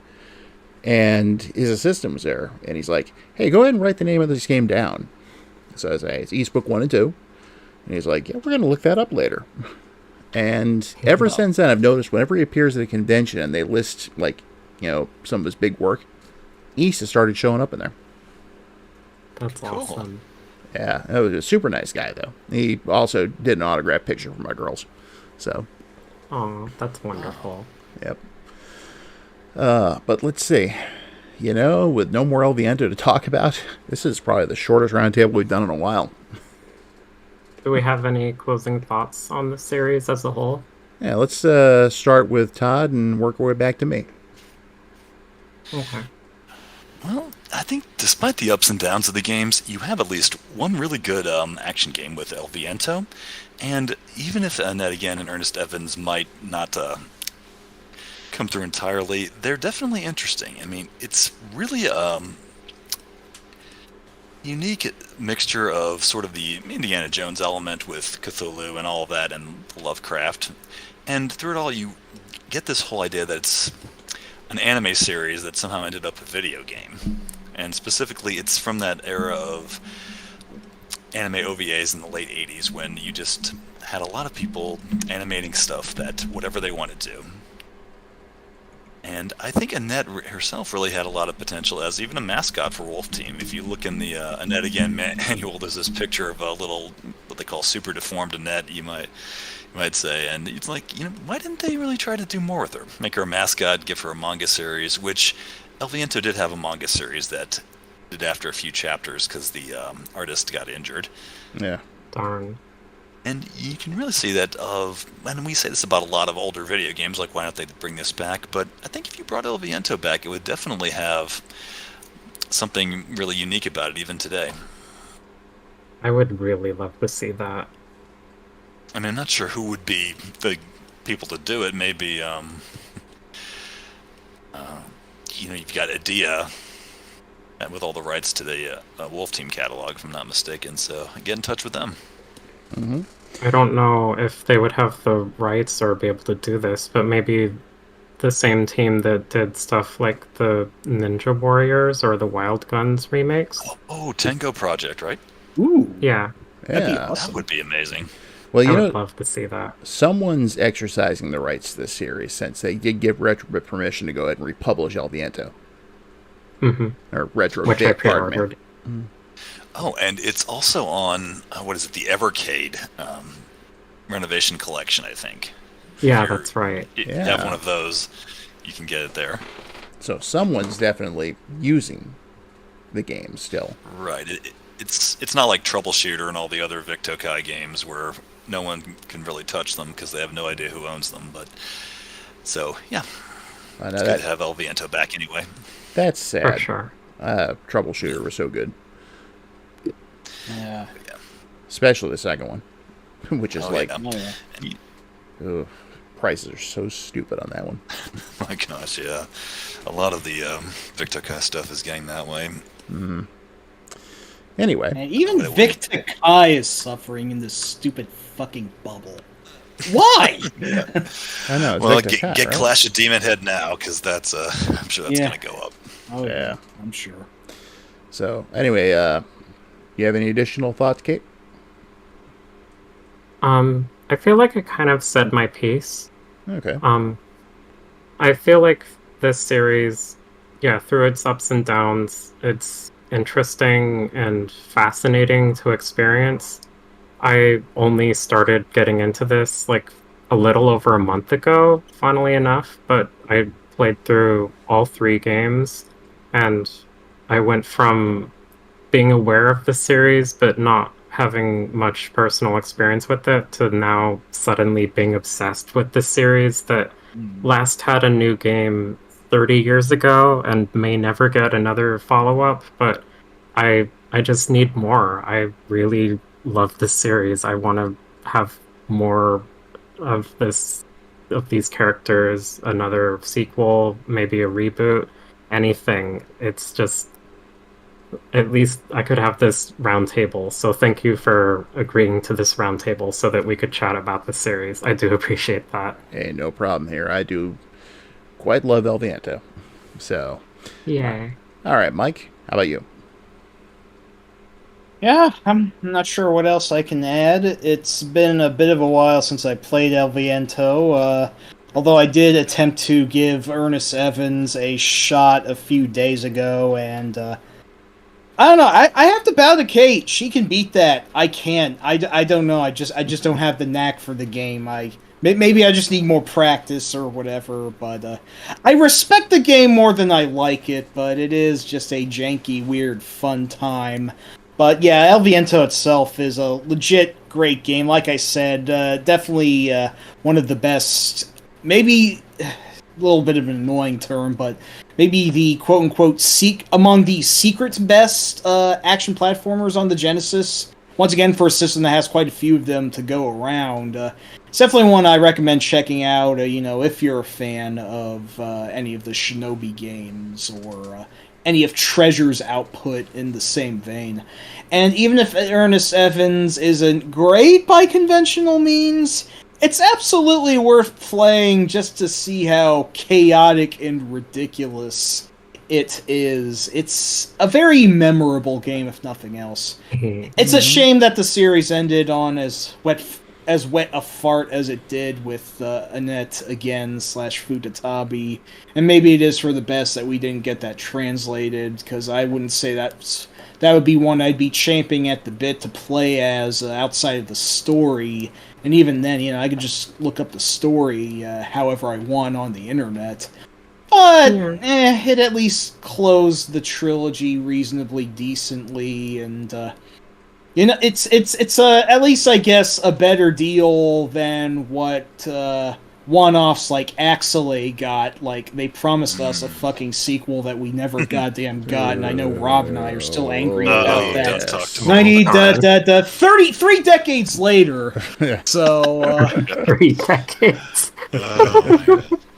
There was one game. Yeah. There's one game I kind of wanted to bring up that's kind of a successor, not to Ernest Evans, Fiend Hunter, for the PC Engine. Oh, wow. I'm not sure if I know that one. Never heard of it. It's kind of a little bit weird too, the way it's a side-scrolling game with a lot of cutscenes and talking. The main character looks a little bit like Ernest Evans, but his sidekick is a kind of a little fiery sprite character, like a little glowing ball of fire, and his name is Feed Slushter. What the? The main character. That is his name, Feed Slushter. But it's if you crave more Ernest Evans, that's not a bad game to start with. It's not all that well put together. It's by Right Stuff, a company I'm kind of interested in diving more into. Fiend Hunter. Fiend Hunter for the PC Engine. Yeah, I have a link to the long play of that. I'll also put that in the YouTube chat, also into our chat on Discord. Yeah, the hero looks like a more Bishonen, slightly less rugged take on Ernest. But yeah, I can already see the comparison here. It looks like this game has several different points of action. It seems to have a fairly involved story, but it also does look a little bit janky just taking a quick glance at it. So. Yep. Yeah. Lots of cutscenes too. Thank you for letting me know. Yeah, me too. I'm not sure if I've ever heard of this one either. Very interesting. This came to mind as one of the few games that does seem to be inspired by Ernest Evans and El Viento, which there aren't too many that come to mind. I mean, It's not a series that really had a lot of spiritual successors, I guess. Nope. I guess it was just one of those overlooked games at the time. Which brings me to my final thoughts on the trilogy, as it were. El Viento is great. The others, not so much. Although Ernest Evans is much better than I originally gave it credit for when I first played it way back when. Yeah, I wish I could say the same for Nefertiti. Yeah. But, I'm glad I had that whole period of discovering stuff. It was like the pre-Sonic Genesis era. When they were just taking chances on everything. And luckily, my friend Bromley was really big into this kind of stuff, too, because he ended up introducing me to a lot of games I might never have heard about until much later, like Guy Aris being one of them. So, yeah, it's truly an experience, and I'm glad I have experienced it. So, yes, El Viento is great. End of discussion. I love El Viento so much. Oh my gosh. Yep. Yeah, don't make the same mistake that little idiot dumbfuck kids did in the 90s on Nick Arcade. Go play El Viento if you haven't. Exactly, definitely. So, in other news, we do have another roundtable coming up next week. It is going to be, we haven't done one of these in a while. It's going to be the Genesis roundtable, where we'll be discussing pretty much anything and everything. Both the Phil Collins and the Peter Gabriel era. Maybe even Ray Wilson if we're like, I'm going to show. Yeah, that's, I like Genesis as much as you do. You probably like them more than I do, but knock it off. Okay. We'll be discussing anything and everything relating to the Sega Genesis. That includes stuff like the Sega CD and the 32X. So, we might bring up a little bit of Master System stuff and maybe even the segue into the Saturn. Who knows? But we'll have some other guests joining Mike and myself at the time. And, of course, I'll be sure to link it all in the usual places. And also, Betty and I are back from our brief hiatus. There will be a new video coming out this Wednesday. So, I know there's at least one person out there who's going to appreciate it. Cannot remember who that was. I don't know if it was Logan or what. And that would be Logan as in Eldiner Productions. So. That's cool. Yep. So beyond that, I want to do a few more of these shorter roundtables in the future. So there's a couple, like I mentioned earlier, we're going to be doing one on the Assault Suit series. And that's a handful of games that were only ever released in English, and the other ones, as one of them is virtually unplayable these days, unless you really know Japanese. And, but we have a list of roundtables now, so there will be a lot coming up in the future. Fun fact, I'm going to deliberately take the night off from at least one of them. Yes. You'll find out which one when we get to, and why. Yeah, and... I honestly don't blame you. Yep. So, my biases I wear on my sleeves. So. Yep. So, anyway, all that said, thank you everybody for coming. Extra special thanks to Todd for coming in and joining us on this.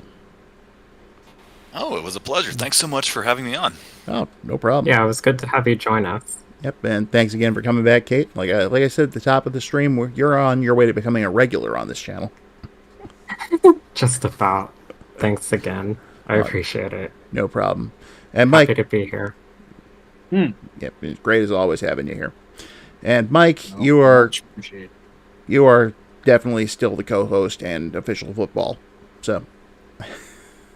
I wear it with pride, but I'll let you know if I'm not feeling the good-natured ribbing. But I usually am. So. Yeah, exactly.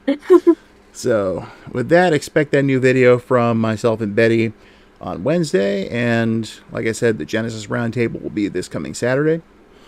And until then, we will catch you next time. Bye. Bye-bye. Take care, y'all. Bye. Later. And then we mute this one.